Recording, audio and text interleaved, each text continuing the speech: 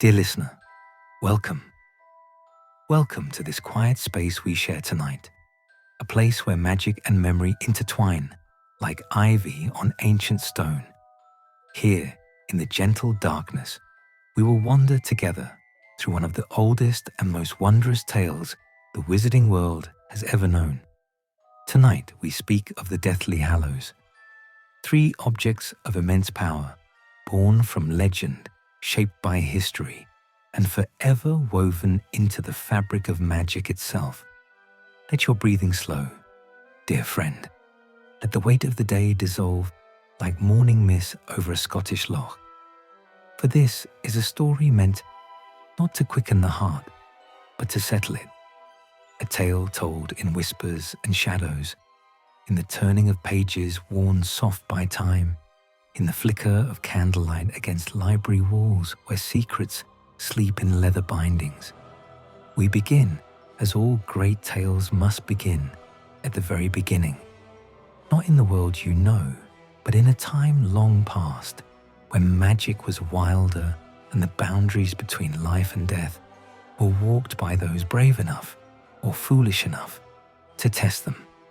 We begin with three brothers, whose names have echoed through centuries: Antioch, Cadmus, and Ignotus Peveril. Close your eyes now, if you have not already, and let us travel back together through the veils of time. The story opens in the pages of a very old book, The Tales of Beedle the Bard, a collection of wizarding fairy tales read to magical children for generations. The copy we imagine tonight is well loved, its corners soft, its spine cracked in places that suggest favorite stories revisited again and again. The illustrations move gently on the page, figures sketching themselves in faded ink that seems to shimmer in candlelight. And there, on one particular page, we find the tale that would become legend, the tale of the three brothers.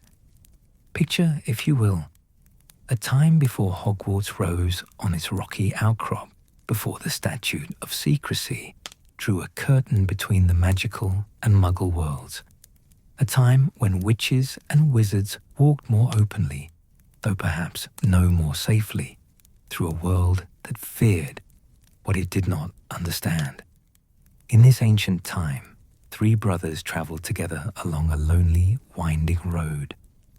These were the Peveril brothers, powerful wizards, learned in the magical arts, each possessing skills that marked them as extraordinary even among their own kind. They journeyed at twilight, that uncertain hour when day surrenders to night, when the world holds its breath between light and shadow. The road they traveled was long and treacherous, cutting through wild countryside where few dared to wander after dark trees grew thick on either side, their branches interweaving overhead like the fingers of sleeping giants. The air was cool, touched with the first whisper of autumn, and mist gathered in the hollows of the land like pools of silver water. As they walked, talking among themselves of spells and enchantments, of the nature of magic and the mysteries they had studied, the brothers came upon a river. It was no ordinary river, dear listener. This was a deep, dark current, its waters black as ink, rushing swift and treacherous over hidden rocks. The sound it made was not the pleasant babble of a gentle stream, but something deeper, more ominous, a rushing, roaring voice that spoke of danger and depths unknown. Many travelers before them had attempted to cross this river and had been swept away, claimed by the merciless current. Their lives ended in the cold, dark water. But the Peveril brothers were not like other travelers. They were learned in the magical arts, and they did not fear what others feared. Instead of seeking a bridge or a shallow crossing, the three brothers simply raised their wands. With a practiced gesture and a softly spoken spell, they caused a bridge to appear, spanning the dangerous river. a bridge that arched gracefully over the deadly waters, solid and safe, conjured from nothing but magical will and knowledge. They were halfway across this magical bridge when a figure appeared before them, blocking their path. Death himself had come to meet them. Now, dear listener, let your imagination see Death not as a skeletal horror, but as the tale describes him, a figure in a dark, hooded cloak, neither entirely solid nor entirely shadow, existing in that uncertain space between being and unbeing. Death was accustomed to claiming travelers at this river crossing. He had expected to claim these three brothers as well, for the river was his hunting ground, his trap laid for the unwary. But Death had been cheated. The brothers had used magic to cross safely where so many others had drowned. And so Death, who could be cunning when he chose, decided to approach them differently. He congratulated them on their magical prowess, speaking in a voice like wind through empty chambers, like the last breath of autumn leaves. He pretended to be impressed, pretended to honor their skill. And because he had been cheated of his prizes, Death offered each brother a reward for having been clever enough to evade him. The eldest brother, Antioch Peveril, was a proud man, proud of his magical abilities, proud of his power, hungry for more. He was a wizard who had dueled many others and always sought to emerge victorious. When Death asked what gift he desired, Antioch did not hesitate. He demanded a wand more powerful than any in existence, a wand that would make its master invincible in magical combat, a wand worthy of a wizard who had conquered Death himself. Death, still feigning respect, stepped aside to an elder tree growing on the riverbank. He fashioned a wand from a branch of that tree, there on the shadowed riverbank, where mist curled around their feet like living things. And he presented this wand, the Elder Wand, to Antioch Peveril. The second brother, Cadmus Peveril, was different from Antioch. Where his elder brother craved power and victory, Cadmus had suffered loss. There was someone he had loved deeply, someone who had died and left a Cadmus-shaped emptiness in his heart that nothing could fill. When Death asked what reward he sought, Cadmus, in his grief, desired to humiliate Death further still. He asked for the power to recall the dead. Death picked up a smooth stone from the riverbank, a stone worn by the endless passage of water, ancient and cold. He gave this stone to Cadmus and told him it would have the power to bring back the dead, the resurrection stone, capable of summoning shades from beyond the veil that separates the living from those who have moved on. The youngest brother, Ignotus Peveril, was the most humble and also the wisest of the three. Unlike his brothers, Ignotus did not entirely trust Death. He suspected that Death's gifts might come with hidden costs, that accepting Death's generosity might bind them to him in ways they could not foresee. And so, when Death asked what gift he would have, Ignotus made a simple request. He asked for something that would allow him to leave that place without Death being able to follow him. Death, most unwillingly, handed over his own invisibility cloak. This was no ordinary cloak of invisibility, which can be created through various magical means and which wear out over time, their enchantments fading. This was the cloak of Death himself, a true invisibility cloak that would never fade, never tear, and which would pass from generation to generation, concealing its wearer completely and eternally from Death's searching eyes. And then Death stepped aside and allowed the three brothers to continue on their way.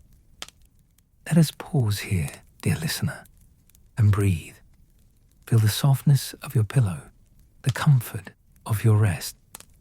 The tale continues, but there is no hurry. Time moves differently in stories, especially old ones, especially those told in the quiet hours when the world sleeps. The three brothers parted ways soon after their encounter at the river, each taking his gift and going forth into the world to make his own destiny. Antioch Peveril travelled onward for more than a week until he reached a distant village. He was eager to test his new wand, eager to demonstrate the power death had given him. He sought out a wizard with whom he had once quarrelled, a rival whom Antioch had never quite defeated in their previous encounters. Now, armed with the Elder Wand, the Wand of Destiny, the unbeatable wand, Antioch challenged his old enemy to a duel. The duel was brief. With the Elder Wand in his hand, Antioch was invincible. His spells were stronger, faster, more precise. His rival fell, defeated, humiliated. Some versions of the tale say the rival died there in the dust of the village square. Others say he simply fled, broken and beaten. Antioch, swelling with pride, left his defeated enemy where he lay. He went to the village inn, boasting loudly of the powerful wand he possessed, boasting of how he had bested death himself, how he now wielded a wand that made him the greatest wizard alive. He drank wine and told his tale to anyone who would listen, his voice growing louder with each retelling, his pride expanding like a storm cloud on the horizon. That night, drunk with wine and victory, Antioch Peveril fell asleep in the inn, and while he slept, another wizard, a wizard who had heard Antioch's boasting and had grown envious of the Elder Wand, crept into his room like a shadow. This thief slit Antioch's throat as he slept, his dreams of power and glory ending in blood on in-room linens. The thief took the Elder Wand and stole away into the darkness. And so, death claimed the first brother, claimed him through pride and through the envy that pride engenders in others. The second brother, Cadmus Peveril, returned to his home. The house he entered was quiet, filled with the particular silence that belongs to places where grief dwells.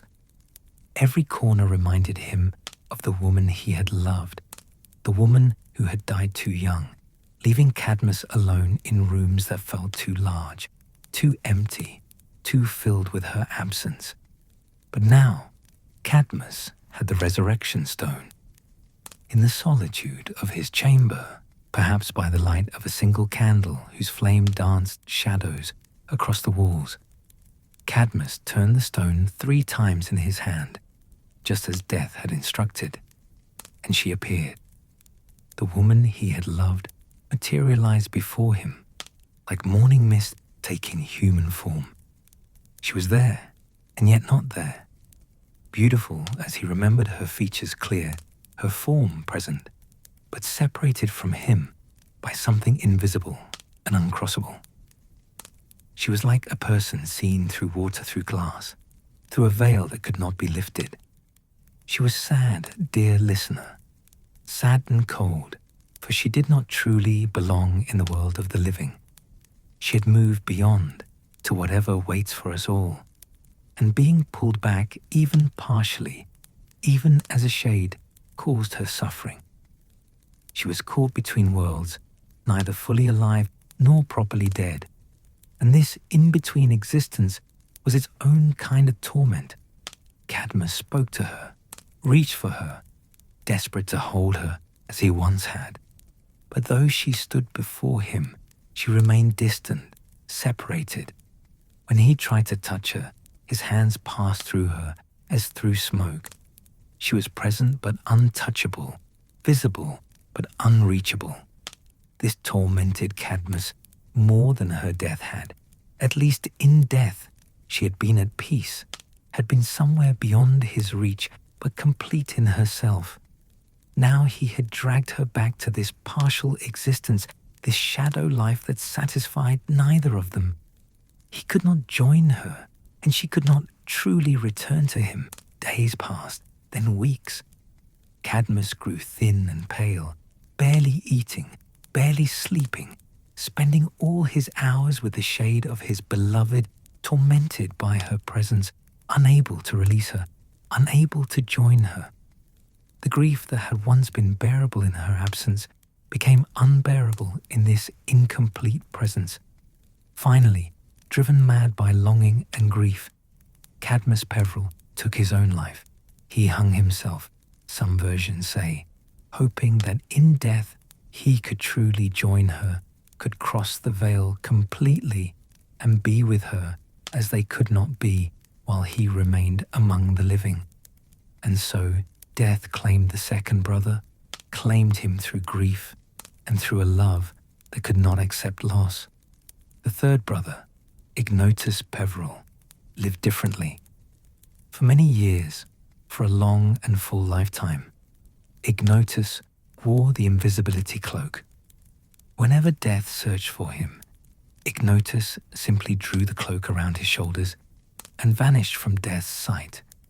He lived carefully, but not fearfully, wisely, but not timidly.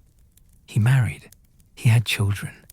He grew old in the company of those he loved, watching seasons turn and years pass, watching his children grow and have children of their own. He saw grandchildren playing in sunlit gardens. He tasted the full measure of human joy and human sorrow, experienced the complete arc of a life well lived. And when Ignotus had grown very old indeed, when his hair had turned white as snow and his bones had grown weary, when he had lived as full and long a life as a person might hope to live, he did something his brothers had not been wise enough to do. He took off the invisibility cloak. He passed it to his son, ensuring that the cloak would continue to protect his descendants, continue to pass from parent to child through the generations to come. And then, finally, as an equal, Ignotus Peveril greeted death as an old friend. Together, they departed this life, like two companions setting out on a journey together, and Ignotus went gladly, peacefully, having lived fully and loved well, and having had the wisdom to know when it was time to let go. And so the tale ends, dear listener, as all tales must end.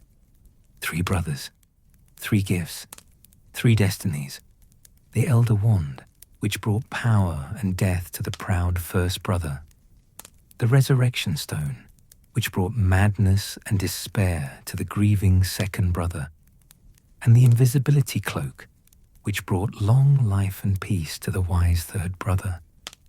This is the tale as it has been told for centuries, passed down through wizarding families, read to children at bedtime, whispered in the corridors of Hogwarts, debated by scholars who wonder how much is truth and how much is fable. But the story does not end here, dear friend. For these 3 objects, the wand, the stone, the cloak, did not vanish when the tale was told. They continued on through history, each following its own dark or gentle path through the centuries, touching lives, shaping destinies, waiting for the moment when they would all 3 come together again. The Deathly Hallows, as they came to be known. Objects of legend, objects of power, objects that would, in time, find their way into the hands of a boy who never sought them, who would face the choice the 3 brothers faced, whether to conquer death, to escape it, or to accept it. But that, dear listener, is a story for another chapter. For now, rest. Let the tale of the 3 brothers settle over you like the invisibility cloak itself, soft, protective, gentle. Let their story remind you that wisdom is found not in conquering or escaping, but in accepting, that a life well lived is worth more than all the power in the world, that love, even when it brings grief, is precious beyond measure. Sleep now, in the knowledge that the best stories never truly end. They echo forward through time, teaching us, guiding us, reminding us of what matters most.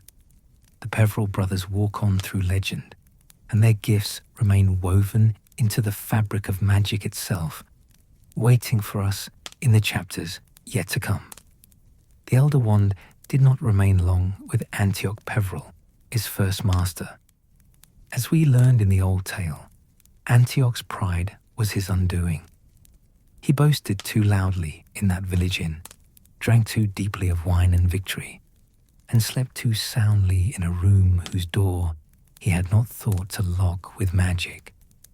The wizard who murdered Antioch that night, whose name history has not preserved, for he was the first of many, many thieves, believed he understood how the wand worked.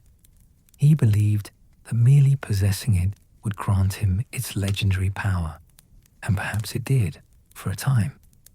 But the Elder Wand, dear listener, has a particular nature.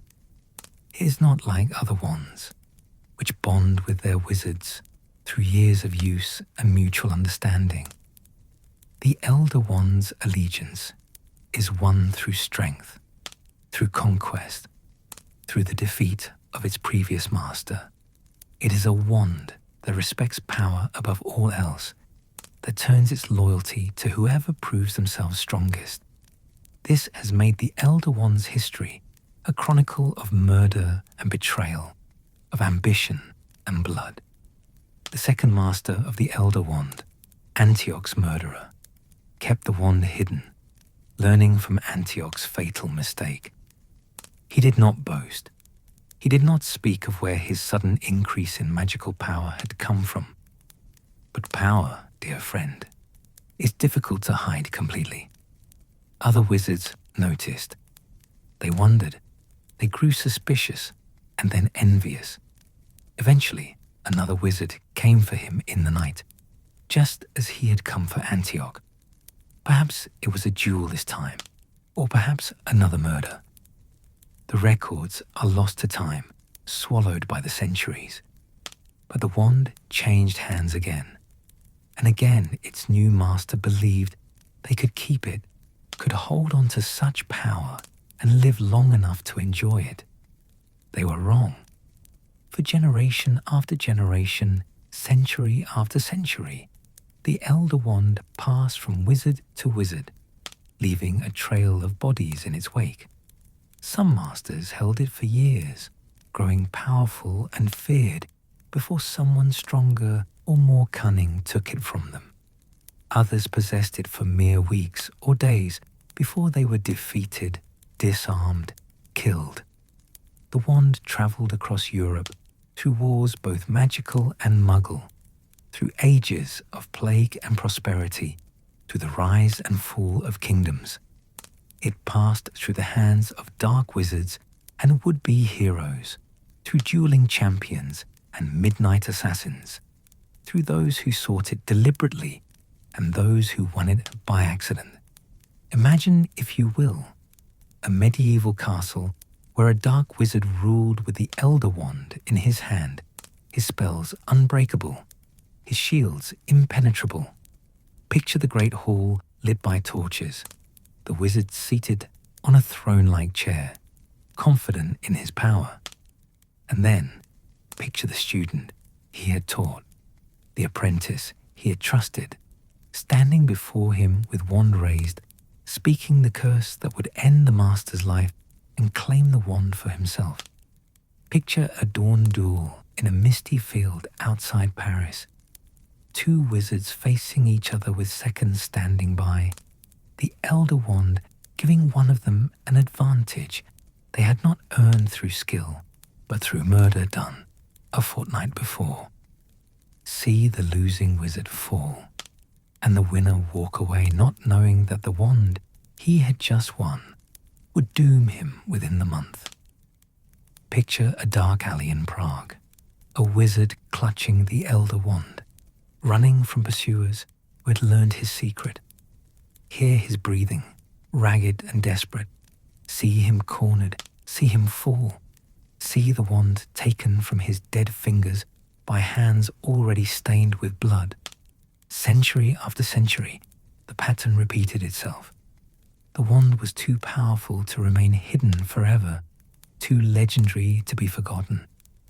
Rumors of its existence persisted in the wizarding world like a fever that never quite broke. Dark wizards sought it. Scholars debated whether it truly existed or was merely myth, and those who possessed it almost never died peacefully in their beds. Let your breathing slow, dear listener. These dark histories need not disturb your rest. We speak of them softly, as one might speak of old storms long past, of dangers that belong to history and not to this quiet night. The centuries turned, and the wand journeyed on. By the 18th century, the elder wand had made its way to Eastern Europe, to the wand maker Grigorovich. Now here was a man who understood wands in ways few others did, who had spent his life studying their construction, their cores, their woods, their temperaments. Grigorovich did not win the elder wand through conquest or murder. The details of how he acquired it are unclear. Perhaps he purchased it from an estate. Perhaps he found it among the effects of a dead wizard. Perhaps it came to him through inheritance or trade. However it arrived, Grigorovich recognized it immediately for what it was. The great wand maker was delighted with his prize. He studied the elder wand obsessively, examining every grain of its ancient wood, analyzing its construction, trying to understand what made it superior to all other wands. He hoped to unlock its secrets, to learn how to recreate its power in wands of his own making. And Grigorovich did something that many previous owners had done. He allowed rumors of the wand's presence in his workshop to spread, not blatantly, not through obvious boasting like Antioch, but subtly, through whispers and hints. He wanted other wand makers to know that he, Grigorovich, possessed the legendary Elder Wand. He wanted his reputation to grow, wanted wizards across Europe to know that the greatest of all wands resided in his workshop. It was a dangerous game to play. Grigorovich kept the wand secure, or so he believed. His workshop was protected by magical defenses, by wards and charms that would alert him to any intruder. He was a skilled wizard, not just a craftsman, and he felt confident in his ability to protect his treasure. But confidence, dear listener, is not the same as safety. One summer night, when the air was warm and heavy, when the moon hung full and bright above the rooftops, a young wizard came for the Elder Wand. His name was Gellert Grindelwald. Grindelwald was barely more than a boy then, 16 years old, brilliant, ambitious, already drunk on ideas of wizard supremacy and the restructuring of the magical world. He had been expelled from Durmstrang Institute for his dangerous experiments and his twisted fascinations with the dark arts. But expulsion had not dimmed his ambitions. If anything, it had freed him to pursue them more completely. Grindelwald had heard the rumors about Grigorovich's wand, and Grindelwald, who believed himself destined for greatness, who dreamed of revolution and power, wanted that wand for himself. He broke into Grigorovich's workshop with a skill that belied his youth. He moved through the wand maker's defenses like smoke through a keyhole, his magic already formidable, his cunning beyond his years. He climbed through an upper window while Grigorovich slept below, entering the workshop where thousands of wands rested in their boxes and on their shelves, where woods and cores lay waiting to be fashioned into instruments of magic. Grigorovich woke to the sound of movement above him. He climbed the stairs to his workshop, wand in hand, heart pounding. And there, in the moonlight streaming through the window, he saw the young thief, blonde hair almost white in the lunar glow, eyes bright with triumph, the elder wand already in his hand. Their eyes met for just a moment. Grigorovich raised his own wand, but he was too slow, too late.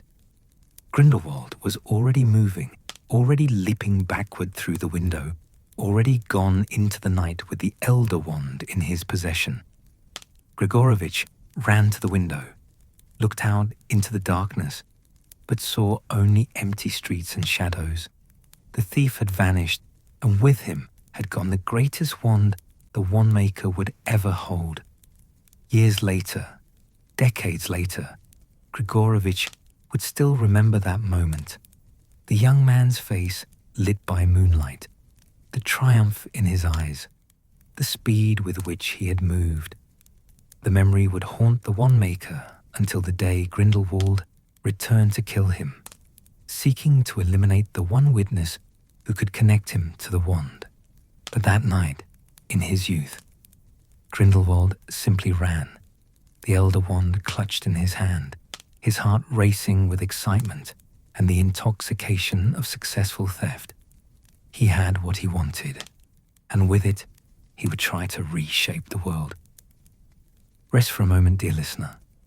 Feel the softness of your bed, the gentle darkness around you. These events happened long ago, in another time, another world. They cannot touch you here. Breathe slowly. Let us continue together. With the elder wand in his possession, Gellert Grindelwald became one of the most dangerous dark wizards in history. He began to build his army, to gather followers who believed in his vision of a world where wizards ruled openly over muggles, where magical might determine right, where secrecy and hiding were replaced with domination. The wand made him nearly unstoppable in combat. Duel after duel, battle after battle, Grindelwald emerged victorious. His reputation grew dark and terrible across Europe. Wizards who opposed him fell before his power. Those who might have stood against him were swept aside like leaves before a storm. Grindelwald established his fortress at Nurmengard, high in the mountains, a prison for his enemies and a symbol of his growing power. Above its entrance, he placed a slogan that revealed the darkness of his philosophy. For the greater good. Everything Grindelwald did, every cruelty, every manipulation, every act of violence and domination, he justified with those words. He convinced himself and his followers that wizard rule over muggles would ultimately benefit everyone, that the suffering he caused was necessary for a better future, that the ends justified any means. The elder wand enabled all of it. With that wand in his hand, Grindelwald seemed invincible. Years passed.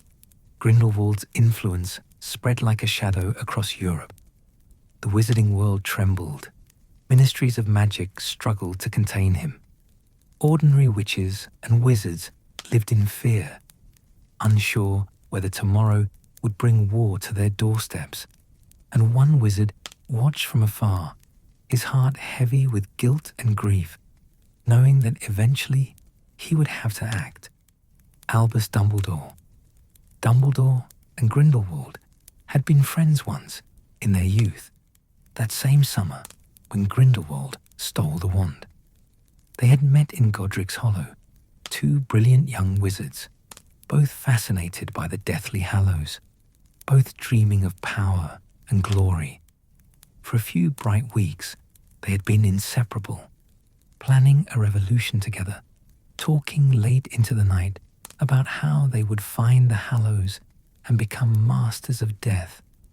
But their friendship had ended in tragedy, a three-way duel involving Dumbledore, his brother Aberforth, and Grindelwald, a duel in which Dumbledore's sister Ariana had been killed. The exact details of who cast the curse that killed her were lost in confusion and grief. Dumbledore never knew for certain whether it was his spell, his brother's, or Grindelwald's that had ended Ariana's life.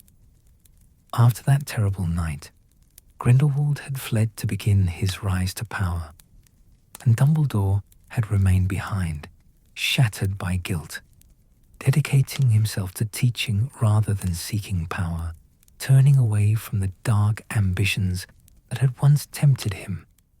But as Grindelwald's terror spread, as the body count rose and the suffering intensified, Dumbledore knew he could no longer remain apart. He was perhaps the only wizard powerful enough to stand against Grindelwald.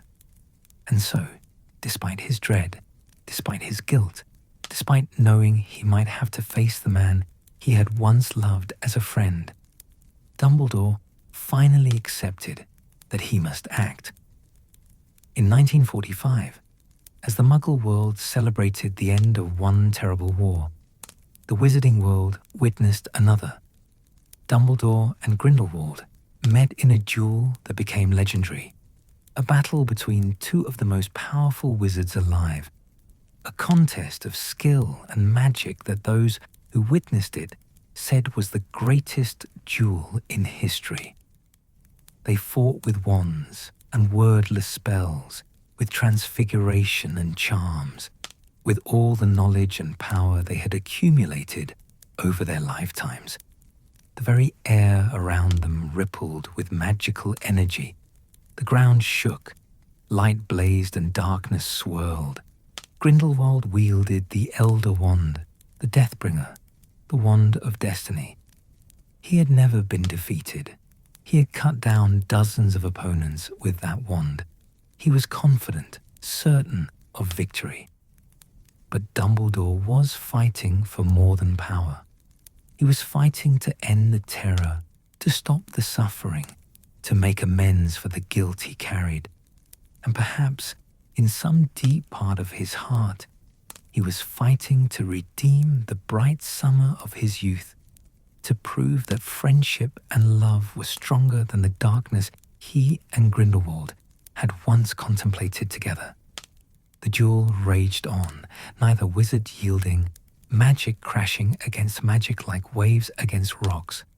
And then, finally, Dumbledore prevailed. Grindelwald fell, defeated at last, disarmed and broken. The Elder Wand's allegiance transferred in that moment from Grindelwald to Dumbledore. The seemingly invincible dark wizard was cast down, imprisoned in his own fortress of Nomengard, locked in the topmost cell where he would spend the rest of his long life contemplating his failures. And Dumbledore took possession of the Elder Wand. Now the wand had a new master, perhaps the most unusual master it had ever known. For Dumbledore, unlike all who had come before him, did not seek the wand for conquest or glory. He had defeated Grindelwald out of necessity, out of duty, out of love for a world that needed protecting. Dumbledore understood the wand's dark nature. He knew its history, knew the trail of blood it had left through the centuries. And so, rather than use it openly, rather than advertise his possession of the legendary wand, Dumbledore kept it quiet. He used the Elder Wand, yes. It became his wand, his companion through the decades that followed. But he used it carefully, thoughtfully, always aware of its power and its curse. When Dumbledore died, decades later, he requested that the wand be buried with him, placed in his tomb on the grounds of Hogwarts. Its power ended, its bloody history finally concluded. He hoped that by dying undefeated, or so he planned, the wand's power might die with him, that the chain of violence might finally be broken. The wand was placed in Dumbledore's tomb, a white sepulchre by the lake at Hogwarts, sealed away from the world. But the Elder One's story was not finished. Such powerful objects do not rest easily. Darkness still sought it, and in time, tomb would be violated, the wand taken by hands that should never have held it, wielded by a wizard who understood nothing of its true nature or the price it demanded. But that part of the tale, dear listener, must wait for another chapter. For now, let the story of the Elder Wand settle around you. Consider its long, dark journey from Death's hand to Antioch's pride, through centuries of bloodshed into Grindelwald's ambition, and finally to Dumbledore's wisdom. The wand teaches us something important if we listen carefully. That power without wisdom is a path to destruction, that seeking to conquer death through force leads only to death arriving sooner. We return first to the riverbank where it all began, to that twilight meeting between three brothers and Death himself. The smooth stone Death picked from the water's edge was unremarkable in appearance, small enough to fit in a closed hand, dark in color, its surface worn smooth by the endless passage of water and time. But Death's touch transformed it. What had been merely stone became something more, something touched by the boundary between life and death, imbued with power that violated the natural order of things. This stone Death gave to Cadmus Peveril, the second brother, the grieving one, the one who could not accept that death is final. And as we have already learned, dear listener, the stone brought Cadmus no peace. It brought him only a more exquisite form of suffering, the presence of his beloved without the possibility of true reunion, the sight of her without the ability to hold her, the sound of her voice speaking of a sadness he had caused by calling her back. Driven mad by this torment, Cadmus took his own life, hoping to join her properly in death rather than keep her trapped between worlds. But the stone did not die with him. After Cadmus's death, the resurrection stone remained in the Peveril family. It passed from generation to generation, though its true nature was likely not understood by all who inherited it. To some descendants, it may have been simply a family heirloom, a smooth, dark stone set into a ring, worn on a finger, or kept in a box with other precious things. The Peveril line was ancient and respected in the wizarding world, a pure-blood family that could trace its lineage back through the centuries. But like all families, even the most ancient, the Peveril line eventually dwindled. Branches died out. Names changed through marriage. The bloodline continued, but it flowed into other families, other names. One branch of the Peveril family eventually became known by a different name entirely: Gaunt. Let us move forward through time now, dear listener, to the late 19th and early 20th century, to a hovel standing alone in the valley near the village of Little Hangleton. Picture, if you will, a dwelling that speaks of fallen fortunes, walls that lean slightly inward, a roof missing tiles, windows so dirt-encrusted that little light penetrates, even on the brightest days. This was the home of the Gaunts, the last known descendants of Salazar Slytherin himself, and through the maternal line, descendants of the Peverils as well. Though they carried such illustrious bloodlines, the Gaunts had fallen far from whatever glory their ancestors might have possessed. They lived in squalor and ignorance, clinging to pride in their pure blood status and their parcel-tongue ability, the rare gift of speaking to serpents, inherited from Slytherin himself. But pride and heritage cannot fill empty bellies or repair rotting walls. The Gaunts were poor, violent, and consumed by their own arrogance. Marvolo Gaunt was the patriarch, when our story intersects with theirs. A man twisted by bitterness and pride, his face marked by years of rage and deprivation. He had 2 children, a son, Morphin, who was simple and cruel, and a daughter, Merope, who was timid and frequently beaten by both her father and brother. Marvolo possessed 2 treasures that he valued above all else. The first was a locket that had belonged to Salazar Slytherin himself, a golden locket marked with the Slytherin serpent, bearing the family crest. The second was a ring. The ring was heavy and ugly by most standards, a thick band of gold, tarnished with age, set with a black stone that looked cracked, marked with a peculiar triangular symbol that Marvolo did not understand. To him, the stone's marking meant nothing. What mattered was that this ring had belonged to the Peverils, that it connected him to an ancient magical lineage. Marvolo wore this ring constantly, held up his hand to display it whenever he wanted to emphasize his family's importance, waved it in the faces of those he wished to intimidate or impress. The ring was proof of his heritage, proof that despite the poverty and the filth and the decay, the Gaunts were descended from greatness. He had no idea that the stone set in that ring was one of the Deathly Hallows. He did not know that the black stone, with its vertical line and circle and triangle etched upon its surface, could summon the dead. The knowledge had been lost over generations, swallowed by time and the Gaunt family's decline into ignorance. To Marvolo, it was simply the Peveril ring, a family heirloom, valuable only for the bloodline it represented.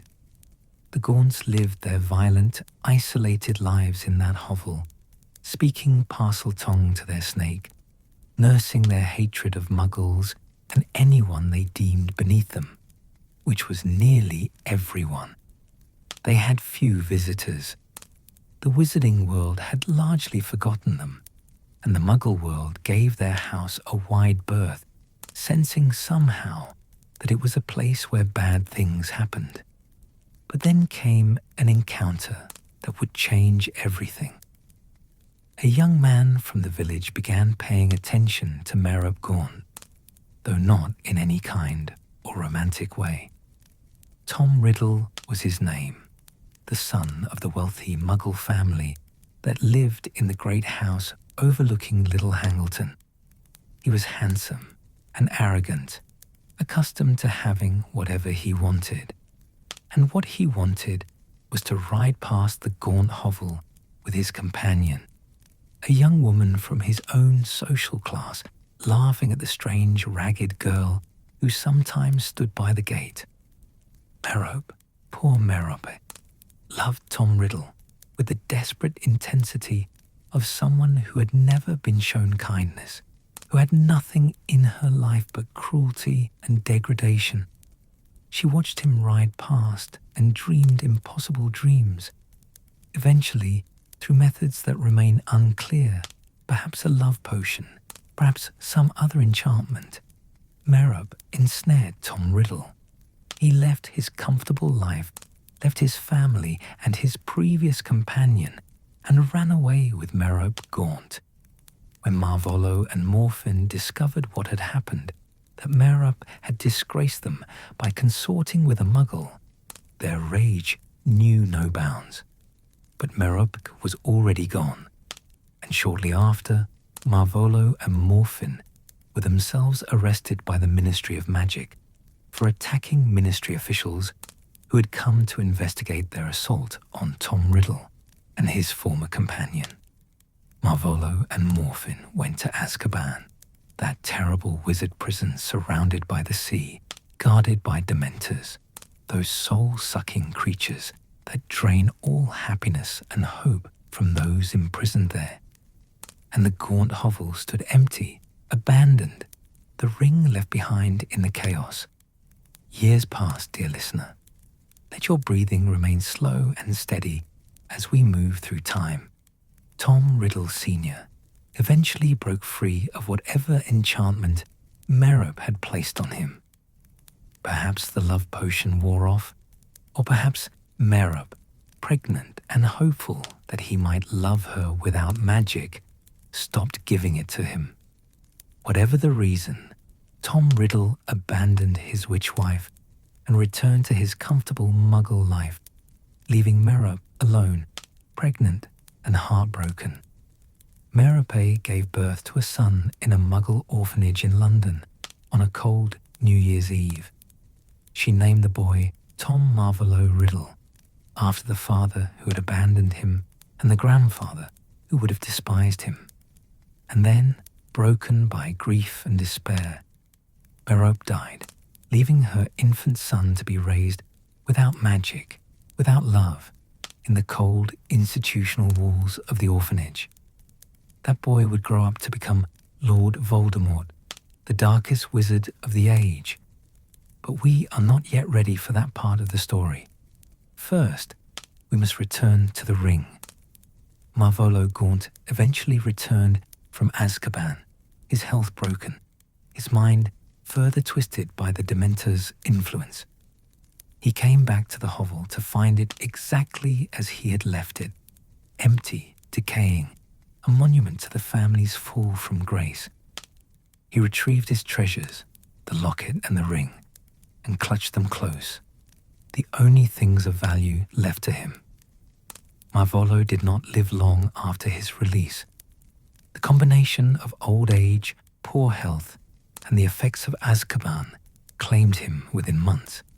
He died alone in the hovel, and his son Morphin, who had also returned from Azkaban, inherited what little remained. Morphin continued to live in the hovel, even more unhinged than his father had been, talking to snakes, brewing crude potions, nursing hatred for the Muggle Riddles who lived in the grand house on the hill, and he wore the ring, just as his father had done, the resurrection stone resting against his finger, its power unknown, its potential untapped. The ring might have remained there lost to obscurity, its magic never discovered, if not for one person. Tom Riddle Jr., now a young man, brilliant and already dark, came looking for his heritage. He had learned of his magical lineage, had discovered that his mother had been a witch, had traced his ancestry back to the Gaunts. And Tom Riddle, who was obsessed with his own importance, who believed himself destined for greatness, wanted to know more about the magical family that had produced him. He found the hovel. He found Morphin living there in squalor, still wearing the ring. What happened next is known only in fragments. Tom Riddle spoke with his uncle Morphin, learned about the Gaunt family history, learned about the Peverils and Slytherin. And then, with cold calculation, young Riddle stunned Morphin, took his wand, and went to the Riddle house on the hill. There, Tom Riddle murdered his father and his Muggle grandparents. He killed them with magic, using Morphin's wand, framing his uncle for the murders. Then he returned to the hovel, modified Morphin's memory so that his uncle would believe he had committed the murders himself, and took the ring. Morphin was arrested, sent back to Azkaban, and died there years later, still believing he had killed the Riddles, never knowing his nephew had framed him. And Tom Riddle disappeared with the ring, with the stone of resurrection, though at that time he likely did not know its true nature either. He simply knew it was a family heirloom connected to the Peverils, and that was enough to make him want it.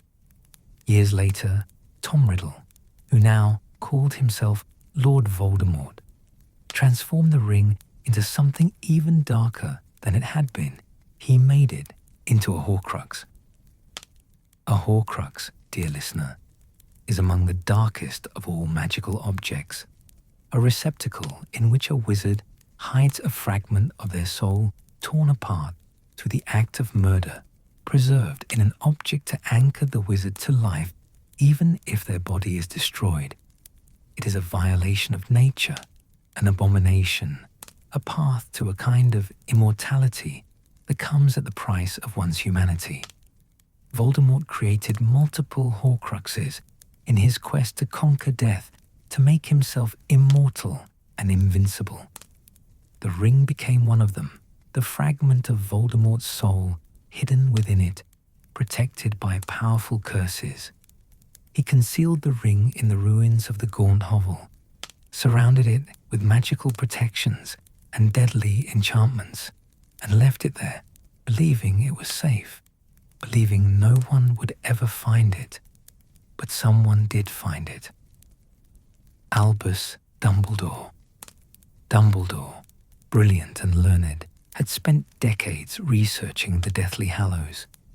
He had never forgotten his youthful obsession with them, the summer he and Grindelwald had dreamed of finding all three and becoming masters of death. Though Dumbledore had long since rejected those dark ambitions, though he had dedicated his life to fighting darkness rather than embracing it, he never stopped wondering about the Hallows. When Dumbledore began to hunt for Voldemort's Horcruxes, when he traced the Dark Lord's history and discovered the connection to the Gaunts, when he found the ruined hovel in Little Hangleton, he recognized the ring immediately for what it was, not just a Horcrux, not just a vessel containing a fragment of Voldemort's soul, but the Resurrection Stone, one of the Deathly Hallows, the very stone he had dreamed of possessing as a young man. And Dumbledore, wise though he was, powerful though he was, experienced though he was, Dumbledore forgot caution in a moment of overwhelming temptation. He saw the stone, marked with the symbol of the Hallows, and he thought not of the Horcrux curses protecting it, but of his sister Ariana. He thought of the chance, after all these decades, to see her again, to speak with her, to perhaps ask her forgiveness for the part he might have played in her death. He put the ring on his finger. The curse struck instantly, powerful and malevolent, designed to kill whoever touched the ring. Dark magic flooded through Dumbledore's hand, blackening the flesh, withering the skin, spreading like poison through his veins. Dumbledore managed to contain the curse, barely trapping it in his wand hand through tremendous magical effort. But he could not remove it entirely. The damage was done. His hand was ruined, blackened and dead, and the curse would continue to spread, slowly but inevitably, until it killed him. Dumbledore had perhaps a year to live. In his study at Hogwarts, using all his skill, Dumbledore destroyed the Horcrux within the ring, destroyed the fragment of Voldemort's soul it contained. But he kept the stone itself, kept it hidden, kept it safe. And sometimes, late at night, in the privacy of his office, with Fawkes his phoenix sleeping on his perch, and portraits of previous headmasters dozing in their frames, Dumbledore would take out the stone and turn it 3 times in his good hand, and his family would appear, his sister Ariana, his mother Kendra, his father Percival, shades, shadows, echoes of the people they had been, not truly present, not really alive, but visible, there in the candlelight, looking at him with eyes that held both love and sorrow. Perhaps he spoke with them. Perhaps he only looked. Perhaps he asked Ariana the question that had haunted him for decades. Whose spell had killed her? But the dead, as Cadmus Peverell learned long ago, cannot truly return. They can only appear as pale shadows of themselves caught between worlds, bringing more pain than comfort. Dumbledore knew this. He knew the stone's true nature, knew its curse, knew that it brought not true resurrection, but only suffering. And yet, in his grief and his guilt, he kept it. He used it, sparingly perhaps, but he used it nonetheless. The stone would have one more master before its story reached its conclusion. But that part of the tale must wait for later chapters, when we speak of Harry Potter and the choices he would make in the forest. For now, dear listener, let the stone's sad history settle around you. Consider its journey from Cadmus to the Gaunts, from obscurity to darkness, from Voldemort's cruel hand to Dumbledore's grieving one. The Resurrection Stone teaches us perhaps the hardest lesson of all the Hallows, that death is natural, that loss is part of love, that trying to undo death brings only sorrow. Those we have lost must be allowed to rest. Calling them back, even in shadow form, serves only our own need and causes them suffering. We return once more to that riverbank where Death gave his 3 gifts, to the moment when Ignotus Peverell, youngest and wisest of the 3 brothers, made his careful request. He did not ask for power to defeat his enemies, as Antioch had done. He did not ask for power to undo death, as Cadmus had done. Ignotus simply asked for a way to leave that place without Death being able to follow him. And Death, most unwillingly, for this was his own possession, his own tool, handed over his invisibility cloak. Picture it, dear listener. A cloak of fabric unlike any other, woven from something that exists between material and magic, between presence and absence. When light touches it, the light bends away, flowing around whoever wears it like water around a stone. The cloak renders its wearer completely invisible, perfectly hidden, as though they have stepped out of the world entirely while remaining within it. But this was no ordinary invisibility cloak, of the kind that can be created through spells and enchantments, through disillusionment charms or bedazzling hexes. Those cloaks fade over time, their magic weakening with the years until they become merely ordinary fabric. They can be penetrated by certain spells, detected by magical creatures, worn through by use and age. Death's cloak was different. It was a true invisibility cloak, the only true one in existence. It would never fade, never tear, never lose its power. It would remain eternally perfect, eternally effective, concealing its wearer from all eyes, even from Death himself. Ignotus took the cloak and wore it, and Death could not find him. He lived a long life, as we have already learned. He married, had children, watched them grow. He tended gardens and sat by firesides. He celebrated births and mourned losses. He grew old in the natural way of things, accumulating years like a tree accumulates rings, each one marking a season lived, a cycle completed. And when he was very old indeed, when his bones were weary and his time had come, Ignotus removed the cloak and gave it to his son. Then he greeted Death as an old friend, as an equal, and together they departed this life. It was a good death, dear listener, a peaceful one. The kind of death that comes at the end of a life well lived, accepted with grace, rather than fought with desperation. And the cloak passed to the next generation. For centuries, the invisibility cloak remained within the Peverell family line. It was not fought over like the Elder Wand. It did not drive its owners to madness like the Resurrection Stone. Instead, it was treasured, protected, passed carefully from parent to child, an heirloom that carried with it both practical magic and family history.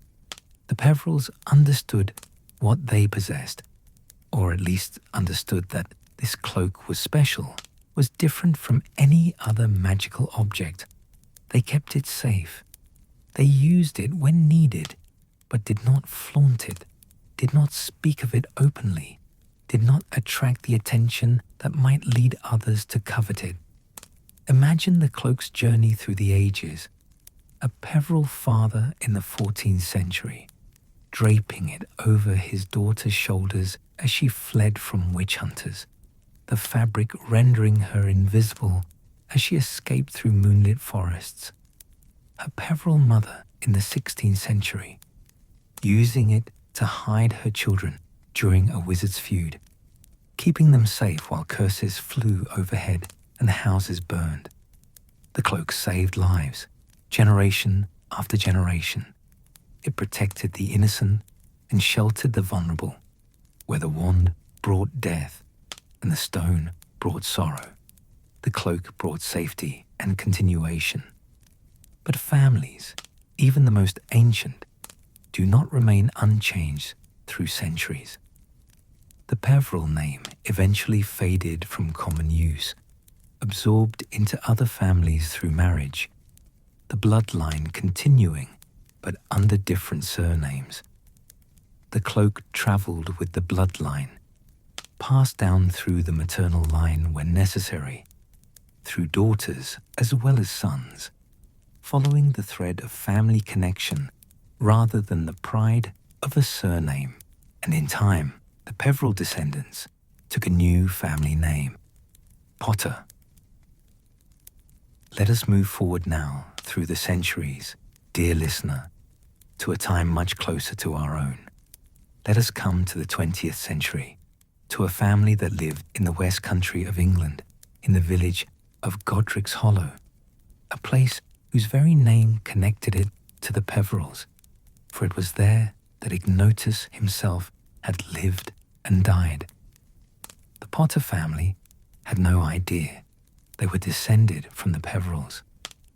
That knowledge had been lost over the generations, swallowed by time. They knew only that they possessed a very fine invisibility cloak, an heirloom that had been in the family for as long as anyone could remember, a cloak that never wore out and never failed. Henry Potter, known as Fleamont, possessed the cloak in the mid-20th century. He passed it to his son, James Potter, a boy who grew up knowing he would inherit something special, something that made him unique among his peers. James Potter received the cloak when he came of age, and like many young wizards given a powerful magical object, he used it primarily for mischief. At Hogwarts School of Witchcraft and Wizardry, James wore that cloak on countless nighttime adventures. He and his friends, Sirius Black, Remus Lupin, and Peter Pettigrew, roamed the castle and grounds after curfew, invisible beneath the cloak's protection, exploring secret passages, playing pranks on Slytherin students, sneaking into the kitchens for midnight feasts. The cloak made James bold, perhaps too bold at times. He felt invincible beneath it, untouchable. He and his friends created the Marauder's Map, a magical document showing every person's location in Hogwarts, partially because the cloak allowed them to explore everywhere undetected. But the cloak, though used for mischief, also protected James during more serious times.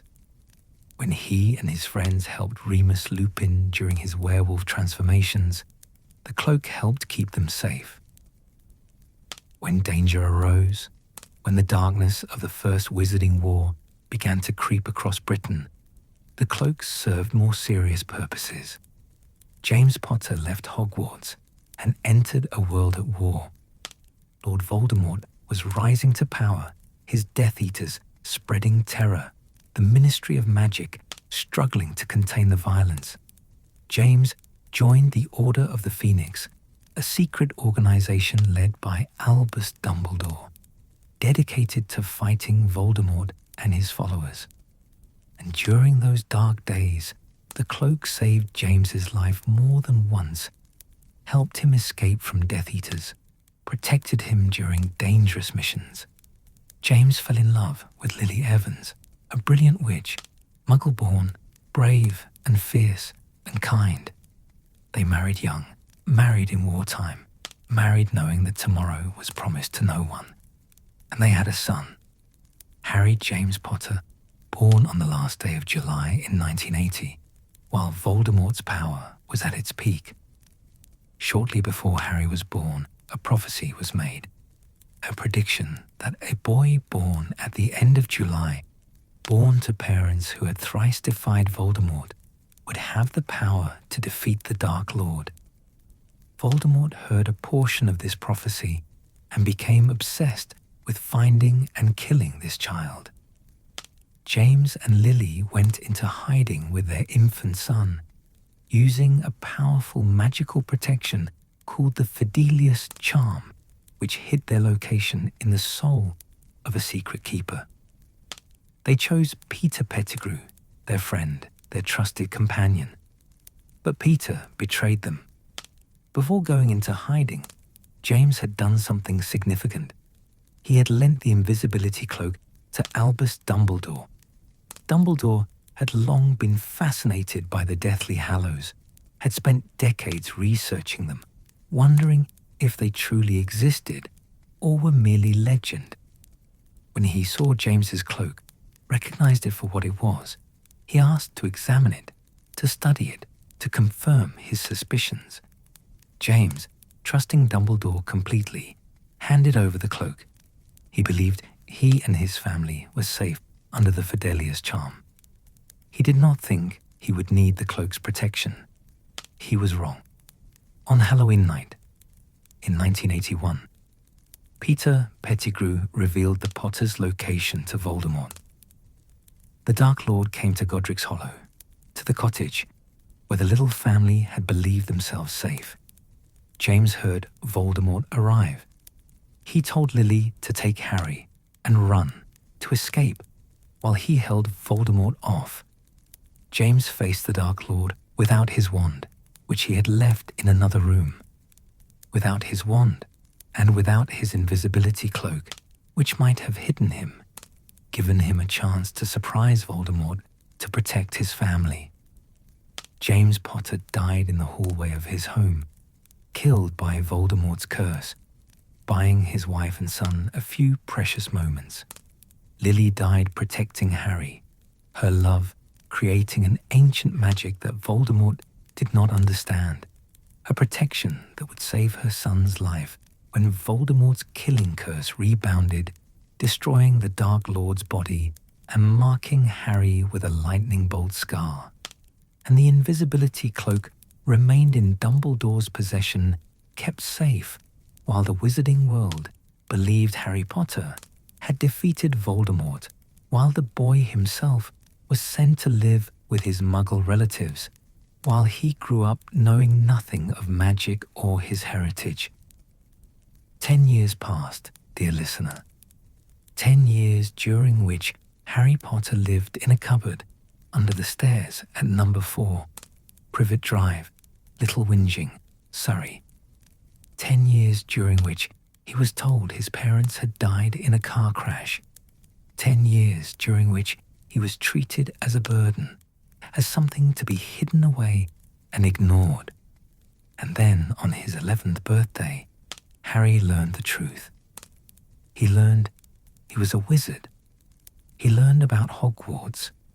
He learned that his parents had been murdered by Voldemort, that he was famous in the wizarding world, that his life was about to change completely. Harry went to Hogwarts that September, sorted into Gryffindor House like his parents before him, beginning his magical education, making friends, discovering a world he had never known existed. And on Christmas morning of his first year, Harry woke to find a package waiting for him.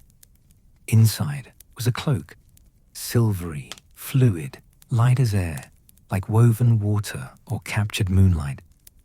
There was a note with it, written in narrow looping handwriting Harry did not recognize. Your father left this in my possession before he died. It is time it was returned to you. Use it well. A very Merry Christmas to you. There was no signature. Harry lifted the cloak, let it flow through his fingers like water, feeling the strange texture of it, the way it seemed to shimmer and shift even when held still. His best friend Ron Weasley recognized it immediately. An invisibility cloak, and a very good one. Harry tried it on, pulling it over his shoulders, and disappeared completely. He looked down at his body and saw nothing. No outline, no shadow, no shimmer in the air. He was simply gone, as though he had ceased to exist. That night, Harry used the cloak to explore Hogwarts after curfew, just as his father had done years before. He wandered invisible through corridors lit by torchlight, past snoring portraits and empty suits of armor, discovering the castle's secrets. The cloak became Harry's most treasured possession. It represented a connection to his father, a tangible link to the parents he had never known, and practically, it gave him freedom and protection, allowed him to explore and investigate, helped him survive dangers that would come year after year. Harry did not know that the cloak was a Deathly Hallow. He did not know about Ignotus Peverell or the tale of the three brothers. He simply knew that his father had owned it, that it was now his, that it was special in ways he did not fully understand. He used the cloak throughout his school years, to sneak into the restricted section of the library, to discover secrets, to eavesdrop on conversations, to escape from danger. The cloak saved his life multiple times, protected him and his friends, served him well just as it had served generations of Peverells and Potters before him. Albus Dumbledore, who had returned the cloak to Harry, understood its true nature. He knew it was one of the Deathly Hallows, knew that Harry Potter, descended from Ignotus Peverell through his father's line, was the rightful heir to the cloak. Dumbledore had kept it for 10 years, studying it, confirming what he had long suspected, that the Hallows were real, that this was the true invisibility cloak described in the tale of the three brothers. And then he had given it back, given it to a boy who would need its protection, who would face dangers that Dumbledore could see approaching like storm clouds on the horizon. The cloak would serve Harry well in the years to come. It would help him hunt for Horcruxes, would protect him and his friends during the Second Wizarding War, would play a crucial role in his eventual confrontation with Voldemort. But more than that, the cloak represented something important, the wisdom of Ignotus Peverell, passed down through the generations. The understanding that true power comes not from conquering death or defying it, but from living fully and accepting death when it comes. Harry did not yet understand this lesson. He was still young, still learning, still fighting to survive. But the cloak waited patiently, draped over his shoulders, keeping him safe, teaching him through its very nature that protection and concealment, humility and wisdom can be more powerful than any weapon. The year was 1997, and the wizarding world was at war once more. Lord Voldemort had returned to full power, had thrown off the shadows and secrecy, had taken control of the Ministry of Magic itself. Death Eaters walked openly in Diagon Alley. Fear hung over Britain like a shroud. The world Harry had come to love, the magical world that had offered him escape from the Dursleys' cruelty, had become a place of terror and suspicion. Albus Dumbledore was dead, killed atop the astronomy tower at Hogwarts the previous year. Harry had watched him fall, had witnessed the headmaster's death at the hands of Severus Snape. The wizarding world's greatest defender was gone, and Harry felt the loss like a wound that would not heal. But before his death, Dumbledore had given Harry a mission, He had spent months teaching Harry about Voldemort's past, showing him memories, helping him understand the Dark Lord's nature. And Dumbledore had told Harry about Horcruxes, those terrible objects in which Voldemort had hidden fragments of his soul, anchoring himself to life, making himself nearly impossible to kill. To defeat Voldemort, the Horcruxes had to be destroyed, all of them. And so Harry, along with his two best friends Ron Weasley and Hermione Granger, had set out on a quest. They did not return to Hogwarts for their 7th year. Instead, they went into hiding, into wilderness, searching for the remaining Horcruxes, trying to finish what Dumbledore had started. It was a lonely, frightening, seemingly impossible task. 3 teenagers against the most powerful dark wizard in a century, against his army of followers, against the corrupted ministry itself. They moved from place to place, never staying long, camping in forests and remote moors, protected by enchantments Hermione cast around their tent each evening. They were hungry often, cold always, and increasingly desperate as weeks turned to months, with little progress.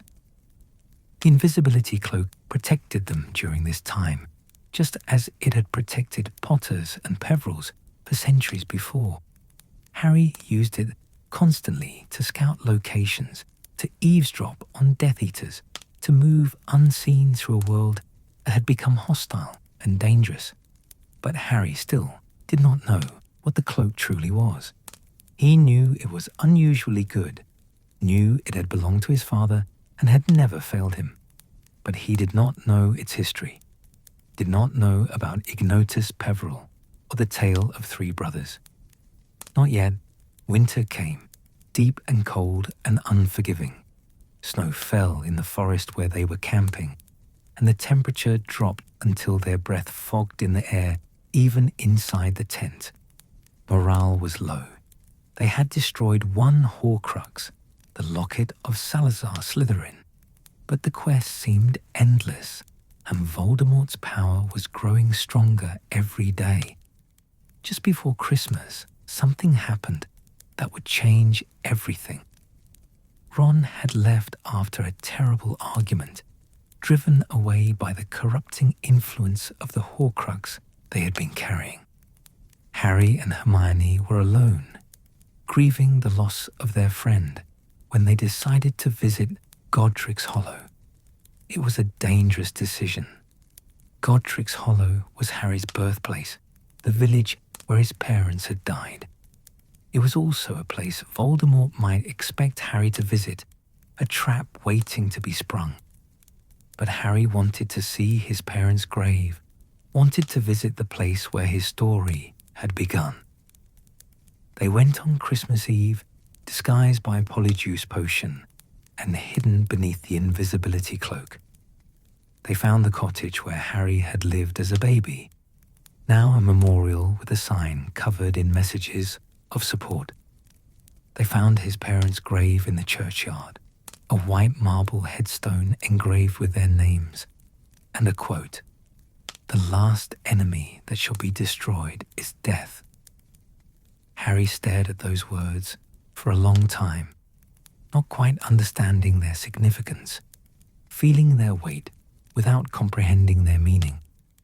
And then they met a very old woman who led them into a trap. The woman was Bathilda Bagshot, a historian who had lived in Godric's Hollow for decades.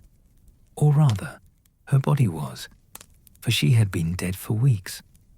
Voldemort's snake, Nagini, had been hiding inside the corpse, waiting for Harry. They barely escaped with their lives.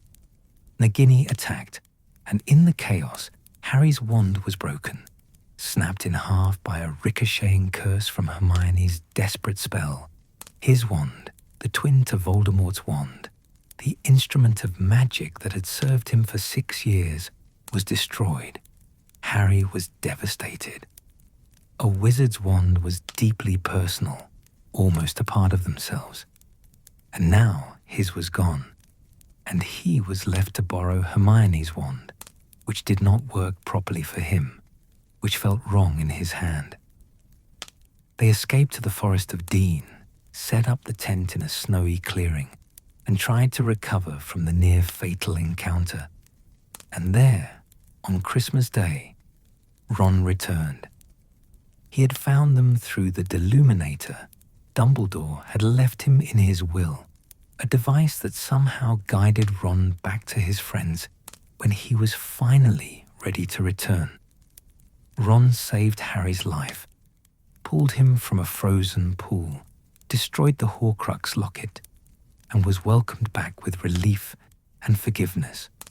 But Ron brought something else with him, a story he had heard while searching for Harry and Hermione. He brought the tale of the Deathly Hallows. Let your breathing remain slow and steady, dear listener, as we approach the moment of revelation, the moment when everything Harry thought he knew began to shift and change. Ron had heard rumors while traveling, whispers about a symbol that dark wizards were wearing, a triangular mark that appeared on walls and in publications. He did not know what it meant, but he had seen it, had noticed it, enough to mention it. Hermione, brilliant Hermione, made the connection. She had seen that symbol before. In a book Dumbledore had left her, a copy of the Tales of Beedle the Bard, written in ancient runes. The symbol had appeared on one of the pages, and Hermione had copied it without understanding its significance. But they needed more information. And by chance, or perhaps by Dumbledore's design, for the old headmaster had ways of arranging things even after death, they learned where to find it.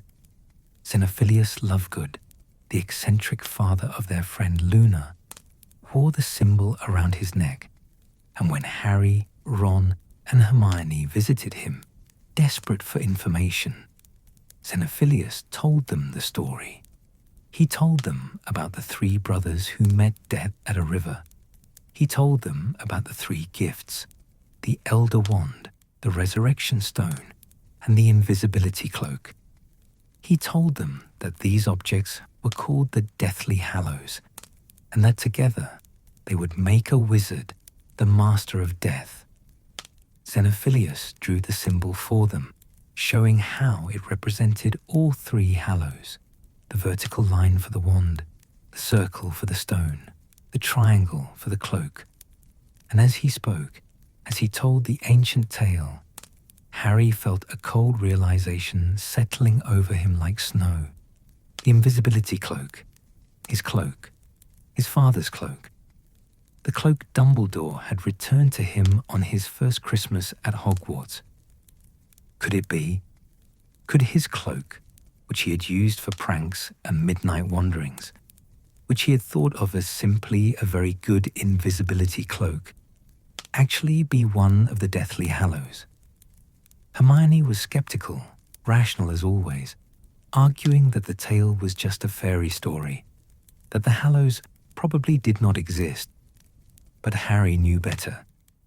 He knew his cloak was different from others, knew it had never failed, never faded. And something in Dumbledore's behavior, the way he had asked to borrow the cloak, the way he had studied it, suddenly made sense. Harry possessed one of the Deathly Hallows.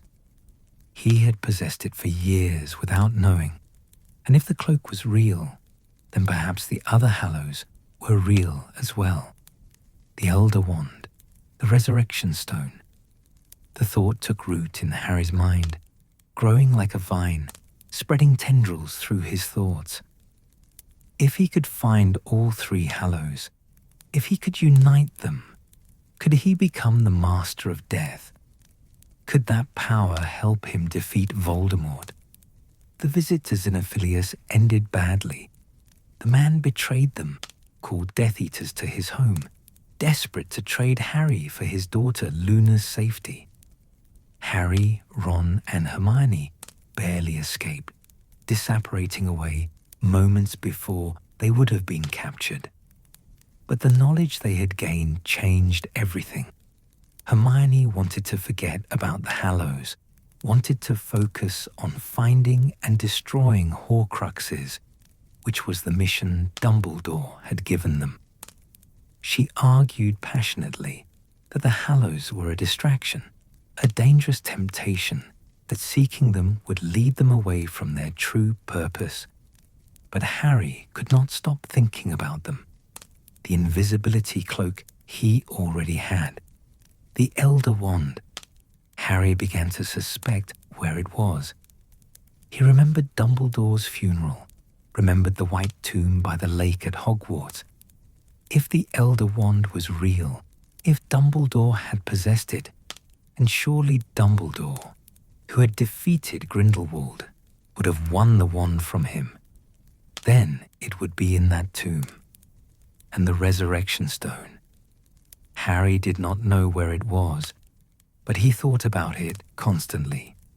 The power to bring back the dead, the chance to see his parents again, to speak with them, to ask them questions he had carried all his life. Harry became obsessed, divided between his mission to destroy Horcruxes and his desire to find the Hallows.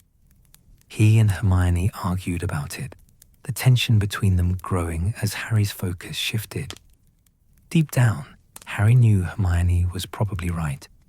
He knew that Dumbledore had wanted him to destroy Horcruxes, not chase after legendary objects. But the temptation was overwhelming.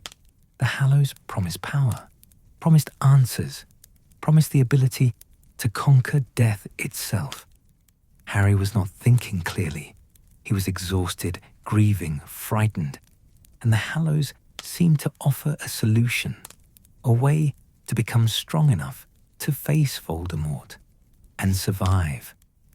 He did not yet understand that this was exactly the temptation that had destroyed Dumbledore's family, that had led to Ariana's death, that had haunted the headmaster for his entire life. Harry was walking the same path Dumbledore had walked as a young man, tempted by the same promises, drawn toward the same dangerous power. But events were moving beyond Harry's control. Voldemort had learned about the Elder Wand, had become obsessed with it himself, believing it would make him unstoppable. The Dark Lord went to Dumbledore's tomb and stole the wand, violating the headmaster's resting place, taking the wand for himself.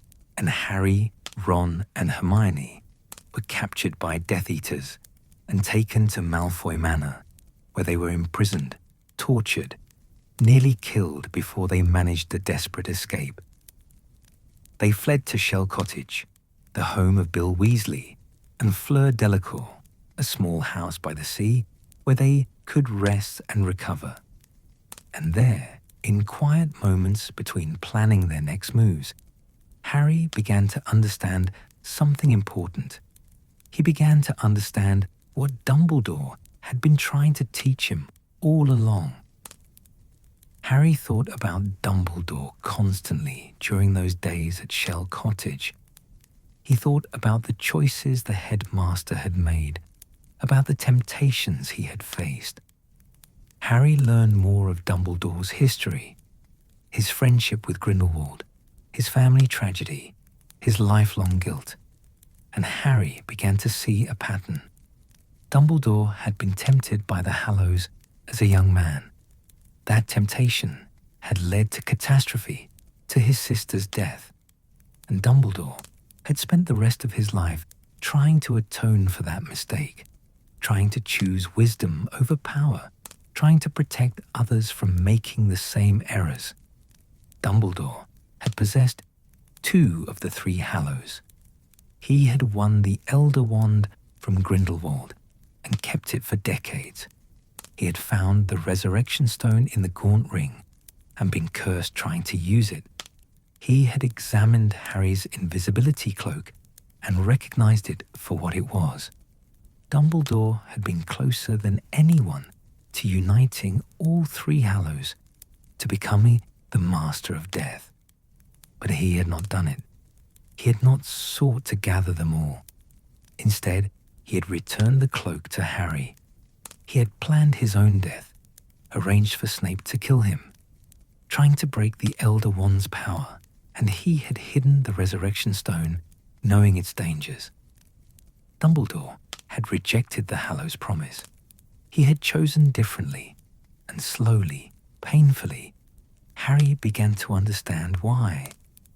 The Hallows did not offer true mastery over death. They offered only the illusions that had destroyed the three brothers, the illusion of invincibility through the wand, the illusion of resurrection through the stone, the illusion of escape through the cloak. True wisdom lay not in conquering death, but in accepting it. True courage lay not in becoming invincible, but in facing mortality with grace. True power lay not in gathering all three Hallows, but in understanding when to set them aside. Harry still did not fully grasp this lesson. He was still young, still learning, still carrying the cloak with him everywhere, still thinking occasionally about the other Hallows. But the understanding was growing slowly, like dawn-light creeping across a dark landscape. Soon, Harry would face a choice in a dark forest, a choice that would test everything he had learned. Soon, he would discover that he possessed more than one Hallow. Soon, he would have to decide what kind of master he would be, the kind who sought to conquer death, or the kind who walked willingly to meet it. The spring of 1998 brought no warmth, no hope, no relief from the darkness that had settled over Britain like a curse. Voldemort's control was absolute. The Ministry had fallen completely under his influence. Muggle-borns were being rounded up and persecuted. Hogwarts itself had become a place of fear, ruled by Death Eaters, where students were punished with the Cruciatus Curse for minor infractions. Harry, Ron, and Hermione continued their desperate quest, hunting for the remaining Horcruxes while avoiding capture. They had destroyed several: the diary, the ring, the locket, and most recently, Helga Hufflepuff's cup, which they had stolen from the depths of Gringotts Bank in a daring raid that involved dragons and goblin betrayal and a wild escape on Dragonback. But the mission was taking its toll.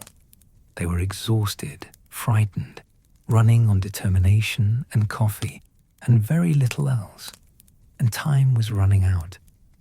Voldemort knew they were hunting his Horcruxes now.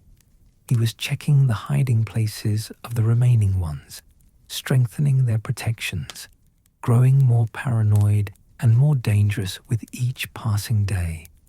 Harry could feel Voldemort's emotions through the scar on his forehead, that lightning bolt mark that connected them in ways neither fully understood. Harry could sense the Dark Lord's fury, his fear, his growing suspicion that his Horcruxes were being destroyed. And Harry knew, through glimpses into Voldemort's mind, that there was another Horcrux at Hogwarts, something connected to Rowena Ravenclaw, hidden somewhere in the castle, waiting to be found and destroyed.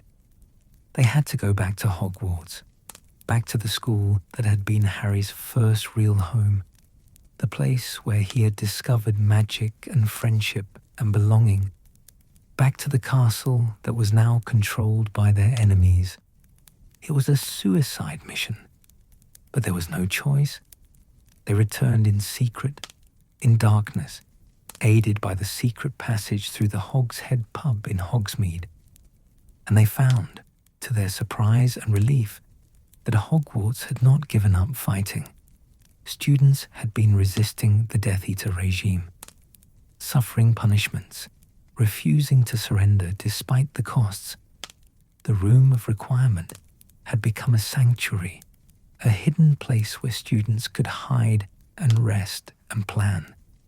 And it was there, in that magical room that became whatever its users needed, that Harry prepared for what would come next. The hunt for Ravenclaw's diadem, the last Horcrux at Hogwarts, led Harry through the castle, through memories and revelations, through encounters with ghosts who had waited centuries to share their secrets, and finally, to the room of requirement itself, where the diadem had been hidden among countless other lost and forgotten objects, a crown lost in a mountain of junk accumulated over 1,000 years. But finding it and destroying it were two different things. The room erupted into chaos. Draco Malfoy and his friends appeared. A fight broke out. And then Vincent Crabbe cast a terrible curse he could not control. Fiend fire, living flames that consumed everything in their path, that grew and spread like a hungry beast, taking the form of serpents and dragons and monsters made of pure fire. The diadem was destroyed in that inferno, consumed by magical flames hot enough to destroy even a Horcrux. But the fire nearly killed them all. Harry, Ron, and Hermione barely escaped, pulling Draco and Gregory Goyle to safety, even as Crabbe perished in the flames he had created. And then, as they stumbled from the room of requirement, coughing and burned and exhausted, the castle erupted into full battle. Voldemort had arrived with his army. The Battle of Hogwarts had begun. Picture the scene, dear listener, but softly, gently, without dwelling on the violence and terror.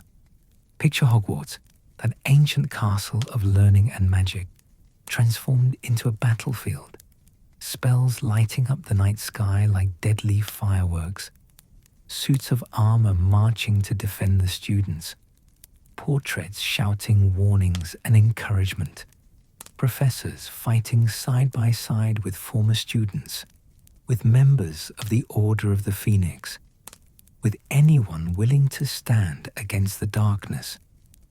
The battle raged through the corridors and grounds, through the great hall and the courtyards, across the stone bridges and through the forbidden forest's edge. Death Eaters and giants and werewolves attacked from all sides. Defenders fell, friends died. The cost in blood and suffering mounted with each passing moment. Harry fought too, desperately searching for the final Horcrux, Nagini, Voldemort's snake, the living creature that contained the last fragments of the Dark Lord's soul, besides the piece that resided in Voldemort himself. But then something happened that changed everything. Harry witnessed Severus Snape's death. Voldemort, believing he understood how the Elder Wand worked, had come to a terrible conclusion. He possessed the wand, having stolen it from Dumbledore's tomb, but it was not obeying him properly, not giving him its full power. Voldemort believed this was because he had not defeated its previous master. Snape had killed Dumbledore, so Voldemort reasoned that Snape must be the wand's true master. And so Voldemort murdered Snape, had his snake, Nagini, attack the man who had served him for years, believing this would give him mastery of the Elder Wand. Harry watched from beneath his invisibility cloak, the cloak that had protected him throughout this terrible night, the cloak whose true nature Voldemort did not understand or even know about. Harry watched Snape fall, watched him bleed, and in those final moments, Snape gave Harry his memories. Memories that would reveal everything. Memories that would shatter everything Harry thought he knew. Harry took those memories to the pensive in the headmaster's office, that basin of thought and memory where the past could be witnessed as though it were present. And he plunged into Snape's mind, into Snape's life, into secrets that had been kept for nearly 2 decades. Harry watched Snape as a child, befriending Harry's mother Lily when they were both young, before Hogwarts, when magic was new and wonderful. He watched Snape's desperate, unrequited love for Lily that lasted from childhood through adulthood, through her marriage to James Potter, through her death and beyond. He watched Snape's anguish when Lily was killed, watched him become Dumbledore's spy, watched him spend years protecting Harry, not for Harry's sake, but for Lily's, because Harry had her eyes, because keeping her son alive was the only thing Snape could still do for the woman he had loved. And then Harry saw the final, terrible truth. He watched a conversation between Snape and Dumbledore, watched the dying headmaster, his hand already blackened by the curse from the gaunt ring, his death approaching, explain what must happen. There was another Horcrux, a Horcrux that Voldemort had never meant to make, created accidentally on the night he tried to kill baby Harry.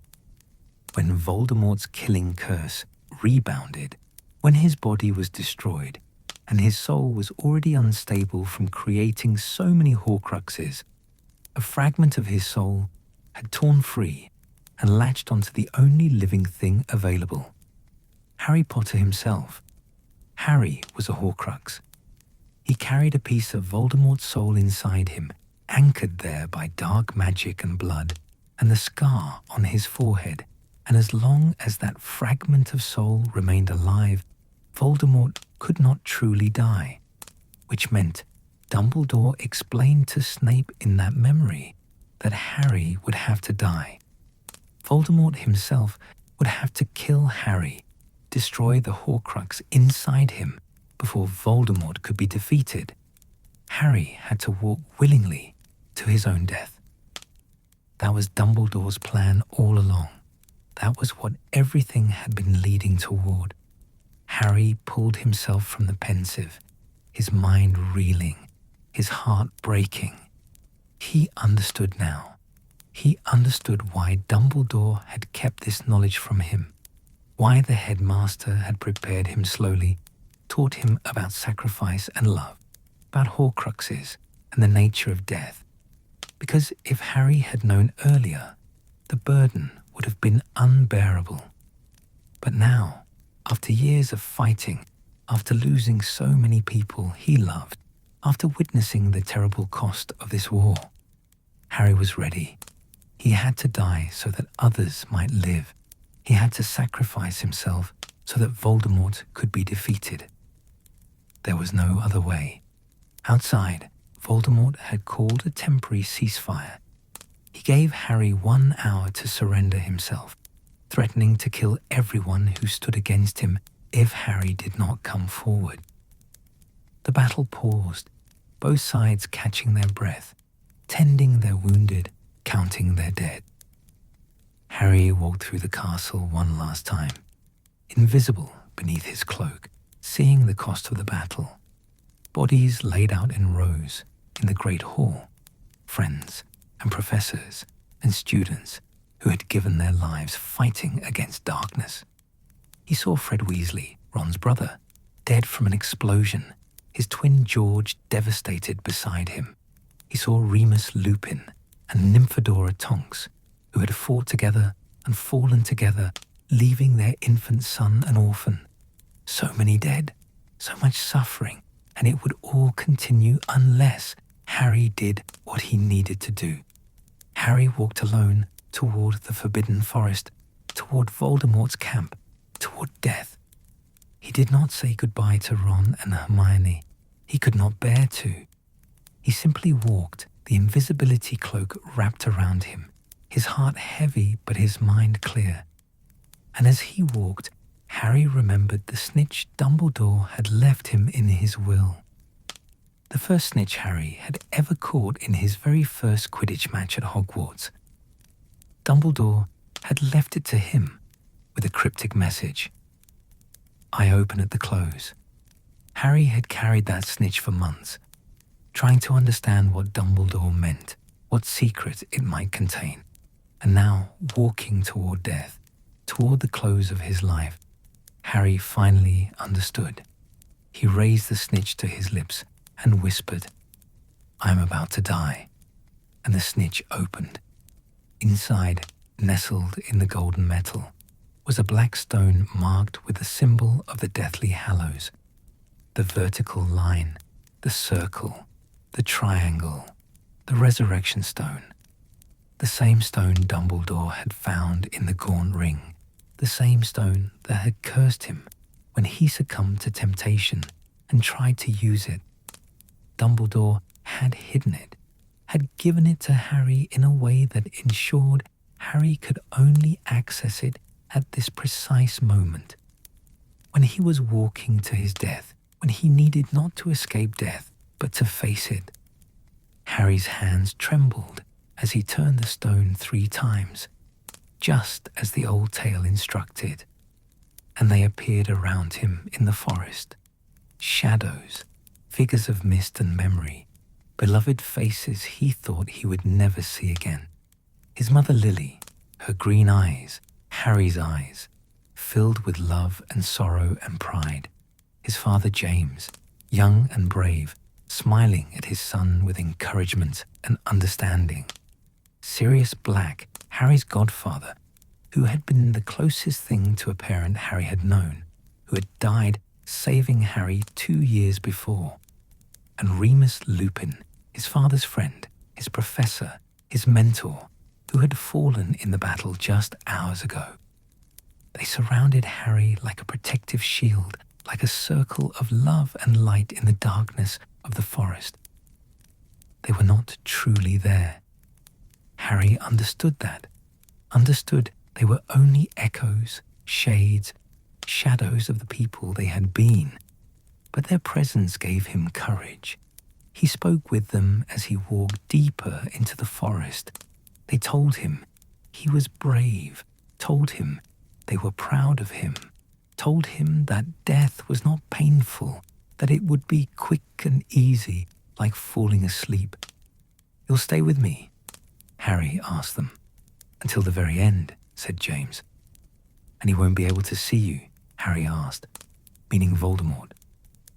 "We are part of you," said Sirius, invisible to anyone else. They walked with him through the dark trees, past giant spiders that fled from their path, past Death Eaters standing guard. They walked with him until he reached the clearing where Voldemort waited, surrounded by his followers, the snake Nagini protected by a magical shield at his side. And there, in that clearing lit by wand light and the cold gleam of malice, Harry let the resurrection stone fall from his fingers. He felt it leave his hand, felt it drop into the carpet of leaves and moss beneath his feet. He did not mark the spot, did not plan to return for it. The stone had served its purpose, had given him the courage to take these final steps. Harry was ready. He stepped forward, removing the invisibility cloak, revealing himself to Voldemort and the Death Eaters. There were gasps of surprise, of triumph from the Dark Lord's followers. Voldemort raised the Elder Wand, the wand he had stolen from Dumbledore's tomb, the wand he believed made him invincible, the wand whose true allegiance he did not understand. Harry did not raise his own wand. He did not defend himself. He simply stood there, accepting what was coming, choosing this death so that others might live. Avada Kedavra, the green light of the killing curse, struck Harry like a wall of force, and the world exploded into darkness. But death, dear listener, was not the end. Harry found himself in a strange place, a vast, bright space that looked like King's Cross Station, but cleaner, emptier, filled with soft white light. And there, sitting on a bench, was Albus Dumbledore. Not dead exactly, not alive exactly, somewhere in between, in that liminal space where souls pause before moving on. Dumbledore explained what had happened. When Voldemort used Harry's blood to restore his body years ago, he had taken Lily's protection into himself. The ancient magic of her sacrifice. That protection lived in Voldemort's veins now, which meant that it anchored Harry to life as long as Voldemort lived. Voldemort's curse had destroyed only the fragment of his own soul that lived inside Harry. The Horcrux was gone, destroyed, but Harry himself remained tethered to life. Harry had a choice. He could move on, board the train that waited in this strange station, go to whatever came next. Or he could return, go back to his body, continue the fight. They talked for a long time, Harry and Dumbledore. They discussed the Hallows, discussed Dumbledore's mistakes and Harry's choices. Dumbledore explained that Harry had been the true master of the Elder Wand, not Snape, because Harry had disarmed Draco Malfoy weeks ago, and Draco had disarmed Dumbledore before Snape killed him. The wand's allegiance had passed from Dumbledore to Draco to Harry, a chain Voldemort never knew existed. Harry possessed all three Hallows in that moment, Dumbledore said. The cloak had been his for years, the stone he had held until moments ago, and the Elder Wand, though Voldemort wielded it, owed its allegiance to Harry. Harry was the master of death, not because he conquered death, but because he accepted it. Not because he sought the Hallows, but because they came to him. Not because he wanted power, but because he was willing to sacrifice everything for love. This, Dumbledore explained, was what it truly meant to master death. Not to defeat it or escape it, but to face it willingly, to understand that there are things worth dying for, that love is stronger than death, that sacrifice transforms both the giver and the receiver. Harry chose to return. He chose to go back, to finish what he had started, to ensure that Voldemort was truly defeated. Harry woke on the forest floor, lying still, pretending to be dead. Voldemort was unconscious nearby, the backlash from the curse having knocked him senseless. Narcissa Malfoy, sent to check if Harry was truly dead, whispered to him, asking if her son Draco was alive in the castle. Harry said yes, and in return, Narcissa lied to Voldemort, told him Harry was dead. Voldemort, recovering, forced Hagrid to carry Harry's supposedly dead body back to the castle. He paraded Harry before the defenders, declaring victory, demanding surrender. But Harry was not dead, and when the moment came, when chaos erupted and the battle resumed, Harry revealed himself. The final confrontation was brief. Harry explained to Voldemort, in front of everyone, how the Elder Wand worked, why it would never obey Voldemort, why its allegiance belonged to Harry. He gave Voldemort one last chance to show remorse, to feel regret for the murders he had committed, to try to repair his shattered soul. Voldemort refused. He cast the killing curse one final time, aiming for Harry with the Elder Wand. And Harry cast Expelliarmus, the simple disarming charm he had learned in his second year. The spells collided in midair. The Elder Wand, forced to fight against his true master, refused to kill Harry. Voldemort's curse rebounded for the second time in his life, struck him down, and this time, with all his Horcruxes destroyed, with nothing left to anchor him to life, Tom Riddle died. Truly, finally, completely died. The Dark Lord fell in the great hall of Hogwarts, his body hitting the stone floor, empty and mortal and defeated. And it was over. The war ended in that moment. Death Eaters surrendered or fled. The sun rose over Hogwarts, casting golden light through the broken windows of the castle. People wept and cheered and held each other. exhausted and grieving and relieved beyond measure. Harry walked through the celebrations like a ghost, too tired to feel anything but a bone-deep exhaustion. He found Ron and Hermione, and they held on to each other without words, 3 friends who had survived the impossible together. And later, when he had a moment alone, Harry made his final decision about the Hallows. He kept the invisibility cloak.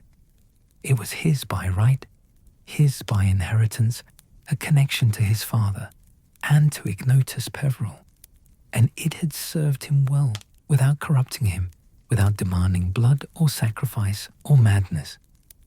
The cloak was protection, not power, and Harry would pass it to his own children. Someday continue the tradition of the Peverell line. The resurrection stone he left where he had dropped it in the forest.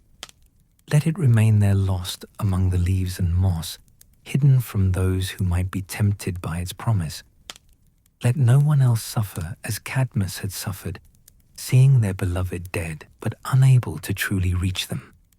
And the elder wand, the wand of death, the unbeatable wand, the death stick, Harry made the choice Dumbledore had hoped he would make. He did not keep it. He did not use it, despite being its rightful master. Instead, Harry returned to Dumbledore's office, to the portrait of the headmaster that now hung on the wall with all his predecessors. And with Dumbledore's painted image watching, Harry used the Elder Wand one last time to repair his own broken wand, his holly and phoenix feather wand that had been his companion for 7 years. Then Harry returned the Elder Wand to Dumbledore's tomb. He laid it beside the headmaster's body, resealing the tomb, choosing to let the wand's power die with him when his time came. If Harry died undefeated, the wand's allegiance would die too, and its terrible history would finally end. Harry Potter, master of all 3 Hallows, chose wisdom over power, chose life over conquest, chose to live as a mortal among mortals, rather than as the master of death. And in making that choice, he proved himself wiser than the Peverell brothers, wiser than Dumbledore in his youth, wiser than every witch and wizard who had sought the Hallows for their power. The Battle of Hogwarts ended as the sun rose on May 2nd, 1998, casting golden light across the Scottish Highlands, illuminating a castle that had stood for 1,000 years and would stand for 1,000 more. The war was over. Voldemort was defeated. The wizarding world, bloodied and grieving, could finally begin to heal. Harry Potter, just 17 years old, had saved them all. But Harry did not feel like a hero in those first hours after Voldemort's fall. He felt exhausted beyond measure, hollowed out by loss and grief and the terrible weight of everything he had witnessed. So many had died. Fred Weasley, Remus Lupin, Nymphadora Tonks, Colin Creevey, Lavender Brown, and 50 others whose names would be carved into memorial stones, whose faces would appear in moving photographs displayed in the Hogwarts entrance hall, whose absence would echo through the castle's corridors for generations. The celebrations felt surreal to Harry. People wanted to touch him, to thank him, to celebrate his victory. But it did not feel like his victory alone. It belonged to everyone who had fought, everyone who had resisted, everyone who had chosen love over fear and courage over despair. In the days that followed, as the dead were mourned and the wounded were tended, as families were reunited and broken hearts began their slow journey toward healing, Harry made his quiet decisions about the Hallows. The invisibility cloak remained his constant companion, folded carefully in his pocket or draped over his shoulders when he needed solitude. It had protected him throughout his journey, and it would continue to serve him, a reminder of his father's love and Ignotus Peveril's wisdom. The resurrection stone lay hidden in the forbidden forest, pressed into the earth beneath fallen leaves and new growth, exactly where Harry had dropped it on his walk toward death. He told no one where it was. Let it remain lost, he thought. Let it sleep in the forest floor until the earth claimed it completely, until even the memory of its location faded from history. And the Elder Wand rested once more in Dumbledore's tomb beside the lake, sealed away with the greatest headmaster Hogwarts had ever known. Harry visited the tomb only once after the battle, standing beside the white marble in the soft light of a May afternoon, placing his hand upon the stone and making a silent promise that Dumbledore's sacrifice, Dumbledore's wisdom, Dumbledore's hope for a better world would not be forgotten. The portraits in the headmaster's office, Dumbledore's painted image among them now, watched Harry with approval. The old headmaster's portrait smiled, his half-moon spectacles catching the light, his eyes twinkling with the same gentle wisdom they had held in life. "You chose well, Harry," the portrait said one evening when Harry came to visit. "Better than I did at your age, better perhaps than I ever did." Harry understood what Dumbledore meant. The headmaster had been tempted by the Hallows as a young man, had sought them with Grindelwald, had dreamed of power and glory. And though Dumbledore had spent his life atoning for that youthful mistake, though he had become the greatest defender of the light the wizarding world had known, he had never fully freed himself from the Hallows' temptation. The resurrection stone had cursed him when he tried to use it, driven by the desperate desire to see his family again, to ask forgiveness for Ariana's death. The Elder Wand had remained his companion for decades, and though he used it wisely, he had still kept it, still wielded it, still been unable to completely set it aside. Harry, by contrast, had possessed all three Hallows and had chosen to release them. He had understood what Dumbledore tried to teach him. The true mastery of death comes not from defeating it or escaping it, but from accepting it as a natural part of life. The years passed, dear listener, as years always do. The immediate aftermath of war gave way to rebuilding, to healing, to the slow process of creating a better world from the ashes of the old one. Harry returned to Hogwarts for one final year, completing his education alongside Ron and Hermione and the other students whose schooling had been interrupted by war. The castle felt different now, haunted by memories both beautiful and terrible, but also more precious because of what had been sacrificed to preserve it. The invisibility cloak continued to serve Harry, though now he used it less for adventures and more for moments when he needed solitude, when the weight of fame and expectation became too heavy, when he wanted simply to walk the grounds or sit by the lake as an ordinary student rather than as the boy who lived. After Hogwarts, Harry joined the Aura department at the Ministry of Magic, working to hunt down remaining Death Eaters and to ensure that dark magic would never again rise to the power it had achieved under Voldemort. Ron joined him, and together they worked to make the wizarding world safer, more just, more aligned with the values they had fought for. Hermione, brilliant as always, went to work in the department for the regulation and control of magical creatures, and later in the Department of Magical Law Enforcement, reforming outdated laws, fighting for the rights of house elves and other magical beings. using her fierce intellect to create the change she had always believed possible. And Harry fell in love with Ginny Weasley, brave, fierce Ginny, who understood him in ways few others could, who had fought in the battle, who had lost her brother Fred and knew the price of war. They married young, as Harry's parents had done, choosing love and commitment in a world that had been dark for too long. They had children, 3 of them. James Sirius Potter, named for Harry's father and godfather. Albus Severus Potter, named for the 2 headmasters who had shaped Harry's life in such profound ways.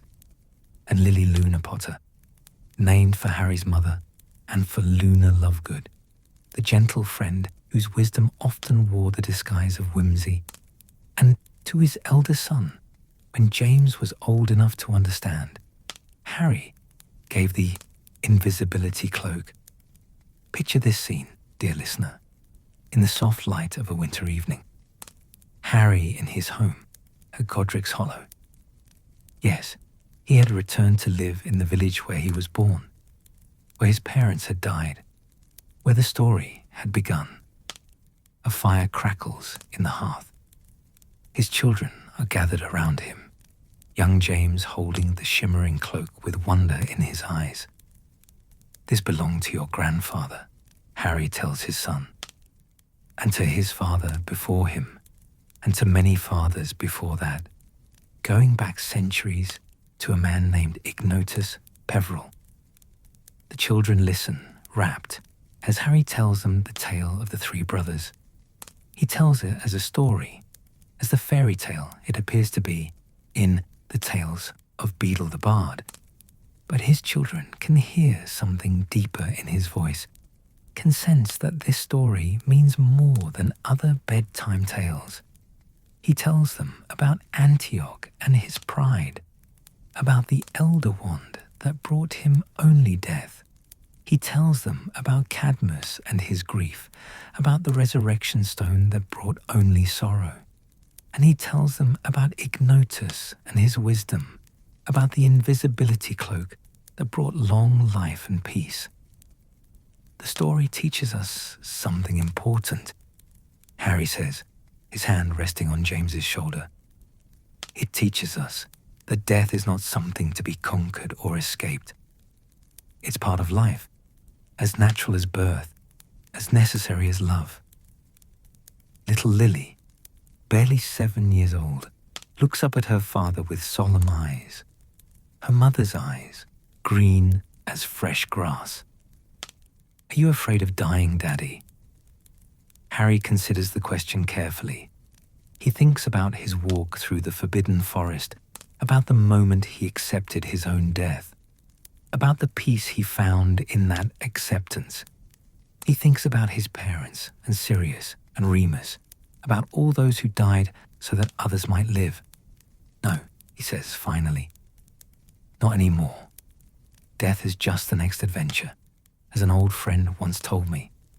What I'm afraid of is not living fully, not loving completely, not making the most of the time we have.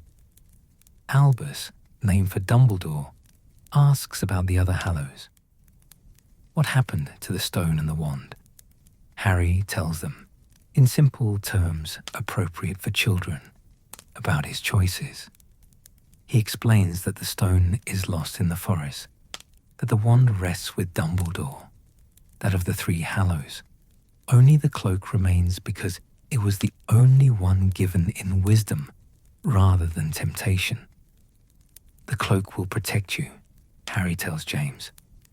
But more importantly, it will remind you of where you come from, of the long line of people who chose wisdom over power, who understood that some things are more important than living forever. James nods solemnly, understanding in his own young way that he holds more than just a magical cloak. He holds a legacy, a responsibility, a connection to something ancient and profound. The story of the Deathly Hallows, in the years following the war, became something different in the wizarding world. For centuries, It had been dismissed as mere fairy tale, as fantasy suitable for children, but not worthy of serious magical study. Those few who believed in the Hallows, people like Xenophilius Lovegood, had been considered eccentric at best, delusional at worst. But after the war, after Harry's story became known, the Hallows took on new significance. The symbol, the line, the circle, the triangle appeared in new places, not as a mark of dark magic, as Grindelwald had made it, but as a reminder of deeper truths. Artists incorporated it into their work. Philosophers wrote treatises about what it meant to master death. Scholars studied the historical evidence of the Hallows' existence. At Hogwarts, the tale of the three brothers became required reading in classes beyond just fairy tales. Professors used it to teach about choices and consequences, about the difference between power and wisdom, about the nature of death and how magical people should relate to it. The castle itself seemed to hold the memory of what had happened. Students walking past Dumbledore's tomb reported feeling a sense of peace, of resolution, as though something long troubled had finally been set to rest. The Forbidden Forest, where Harry had walked to his death and where the resurrection stone lay hidden, became a place of pilgrimage for some, a place of quiet contemplation. In the entrance hall, beside the memorial to the fallen, someone, no one ever discovered who, placed a small plaque with a quote, "The last enemy that shall be destroyed is death." The same words that appeared on James and Lily Potter's grave. Words that Harry had once misunderstood, thinking they spoke of conquering death, but which he now understood spoke of something deeper, that in accepting death, in understanding it as a natural part of existence, we strip it of its power to terrify us, to control us, to diminish the time we have. Decades passed, dear listener. Harry grew older, watched his children grow and have children of their own. The world changed, as worlds always do. New challenges arose, new dark wizards emerged, new battles were fought, but none reached the terrible scale of Voldemort's wars, perhaps because the lessons learned had been taken to heart, perhaps because the story of the Hallows reminded people to choose differently. Harry, in his later years, became a teacher at Hogwarts. He taught defense against the dark arts, the position that had been cursed for so long, but which Voldemort's death had finally freed. And in his teaching, Harry emphasized not just spells and shields, but choices and character, the importance of love and sacrifice, the understanding that our deepest magic comes not from power, but from our capacity to care for others. Sometimes, late at night, Harry would walk the castle corridors beneath his invisibility cloak, now showing its age, though it had not faded, as death's true cloak never would. He would visit familiar places, the library where he had studied with Hermione, the Gryffindor common room where he had laughed with Ron, the entrance to Dumbledore's office where he had learned so much. And occasionally, very occasionally, Harry would walk to the edge of the Forbidden Forest and stand looking into its depths, thinking about the resurrection stone lying somewhere among the roots and leaves. Sometimes he felt tempted to search for it, to see his parents one more time, to speak with Sirius or Remus or Dumbledore. But he never did. He had learned the lesson Cadmus Peverell never learned, that the dead must be allowed their rest, that calling them back serves only the living's needs and causes the dead suffering, that true love means letting go. Harry had Ginny, had his children and grandchildren, had Ron and Hermione, and the life they had all built together. The dead lived on in memory, and in the lessons they had taught, in the love they had given, and the sacrifices they had made. That was enough. That had to be enough. On Harry's portrait, painted after his death many years later, for he did eventually join the ranks of those who serve Hogwarts even beyond life, visitors noted something unusual. Unlike many portraits, which showed their subjects in formal robes or performing great deeds, Harry's portrait was simple. It showed him as a young man, standing at the edge of the Forbidden Forest at dawn, the invisibility cloak draped over one arm. In the portrait, Harry would sometimes turn and smile at viewers, and those who looked closely could see that his expression held no fear, no regret, only acceptance and peace. Beside his portrait hung Dumbledore's, and visitors swore they could sometimes hear the two talking quietly in the night, discussing magic and choices, memory and legacy, the nature of death and the power of love. The Elder Wand remained in Dumbledore's tomb. Its power ended, its bloody history concluded. No one disturbed it again. In time, the tomb became overgrown with ivy and moss, becoming part of the landscape, marked but not ostentatious, a quiet resting place by the lake. The resurrection stone stayed lost in the forest, claimed by earth and root, perhaps buried now beneath decades of fallen leaves and growing things. Sometimes, students venturing deep into the forest reported strange feelings. Not fear exactly, but a sense of presence, of being watched by loving eyes, of being protected by those who had walked these paths before. Whether this had anything to do with the stone or was simply the forest's natural magic, no one could say. And the invisibility cloak passed from generation to generation of potters, each inheriting it with the understanding of its significance, each using it with wisdom, each teaching their children the tale of three brothers and the choice between power and understanding. The story of the Deathly Hallows, in the end, became less about the objects themselves and more about what they represented. Three different ways of relating to death, three different choices available to all of us. We can seek to conquer death, to overcome it through power and magic and force. This is the path of the Elder Wand, the path that leads to violence and an early grave. We can seek to deny death, to undo it, to bring back what has been lost. This is the path of the resurrection stone, the path that leads to madness and despair. Or we can accept death, can live fully knowing our time is limited, can love deeply despite the certainty of loss. This is the path of the invisibility cloak, the path that leads to peace and a life well lived. Harry Potter chose the third path, as Ignotus Peveril chose it centuries before. And in making that choice, in accepting mortality rather than fighting it, Harry became the true master of death, not because he conquered it, but because he understood it, accepted it, and lived in its shadow without fear. This is the lesson the Hallows teach, dear listener. This is their legacy, their gift to those wise enough to understand. Death is not the enemy. Fear is the enemy.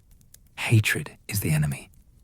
The refusal to love because love makes us vulnerable, that is the enemy. Death is simply the next step in a journey we all take, as natural as breathing, as inevitable as sunset. And knowing that our time is finite makes every moment more precious, every connection more valuable, every act of kindness more significant. And now, dear friend, dear listener, our journey together comes to its close.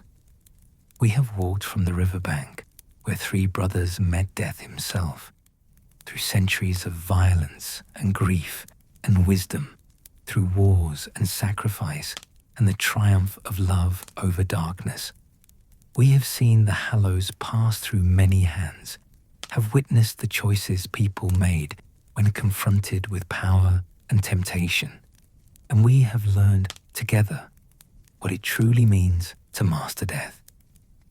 Let this story settle around you now, like the softest blanket, like the invisibility cloak itself, wrapping you in protection and peace. Let it remind you that your life, however long or short, is precious beyond measure, that the love you give and receive is the only magic that truly matters, that accepting our mortality is not resignation, but wisdom. Close your eyes, dear listener. Let your breathing slow to its most peaceful rhythm. Feel yourself sinking deeper into rest, into sleep, into the gentle darkness that holds no fear. The tale of the Deathly Hallows is complete. The circle is closed. The lessons have been learned and passed on. And you, like Harry, like Ignotus, like all who choose wisdom over power, can rest peacefully in the knowledge that death is not the end, but merely the next great adventure. Sleep now, deeply and well. Let the story fade like candlelight at dawn. Let peace settle over you like snow on silent hills. Let yourself drift into dreams, knowing that you are safe, that you are loved, that when your time comes, many, many years from now, you will greet death not as an enemy, but as an old friend. The Deathly Hallows sleep in their eternal rest.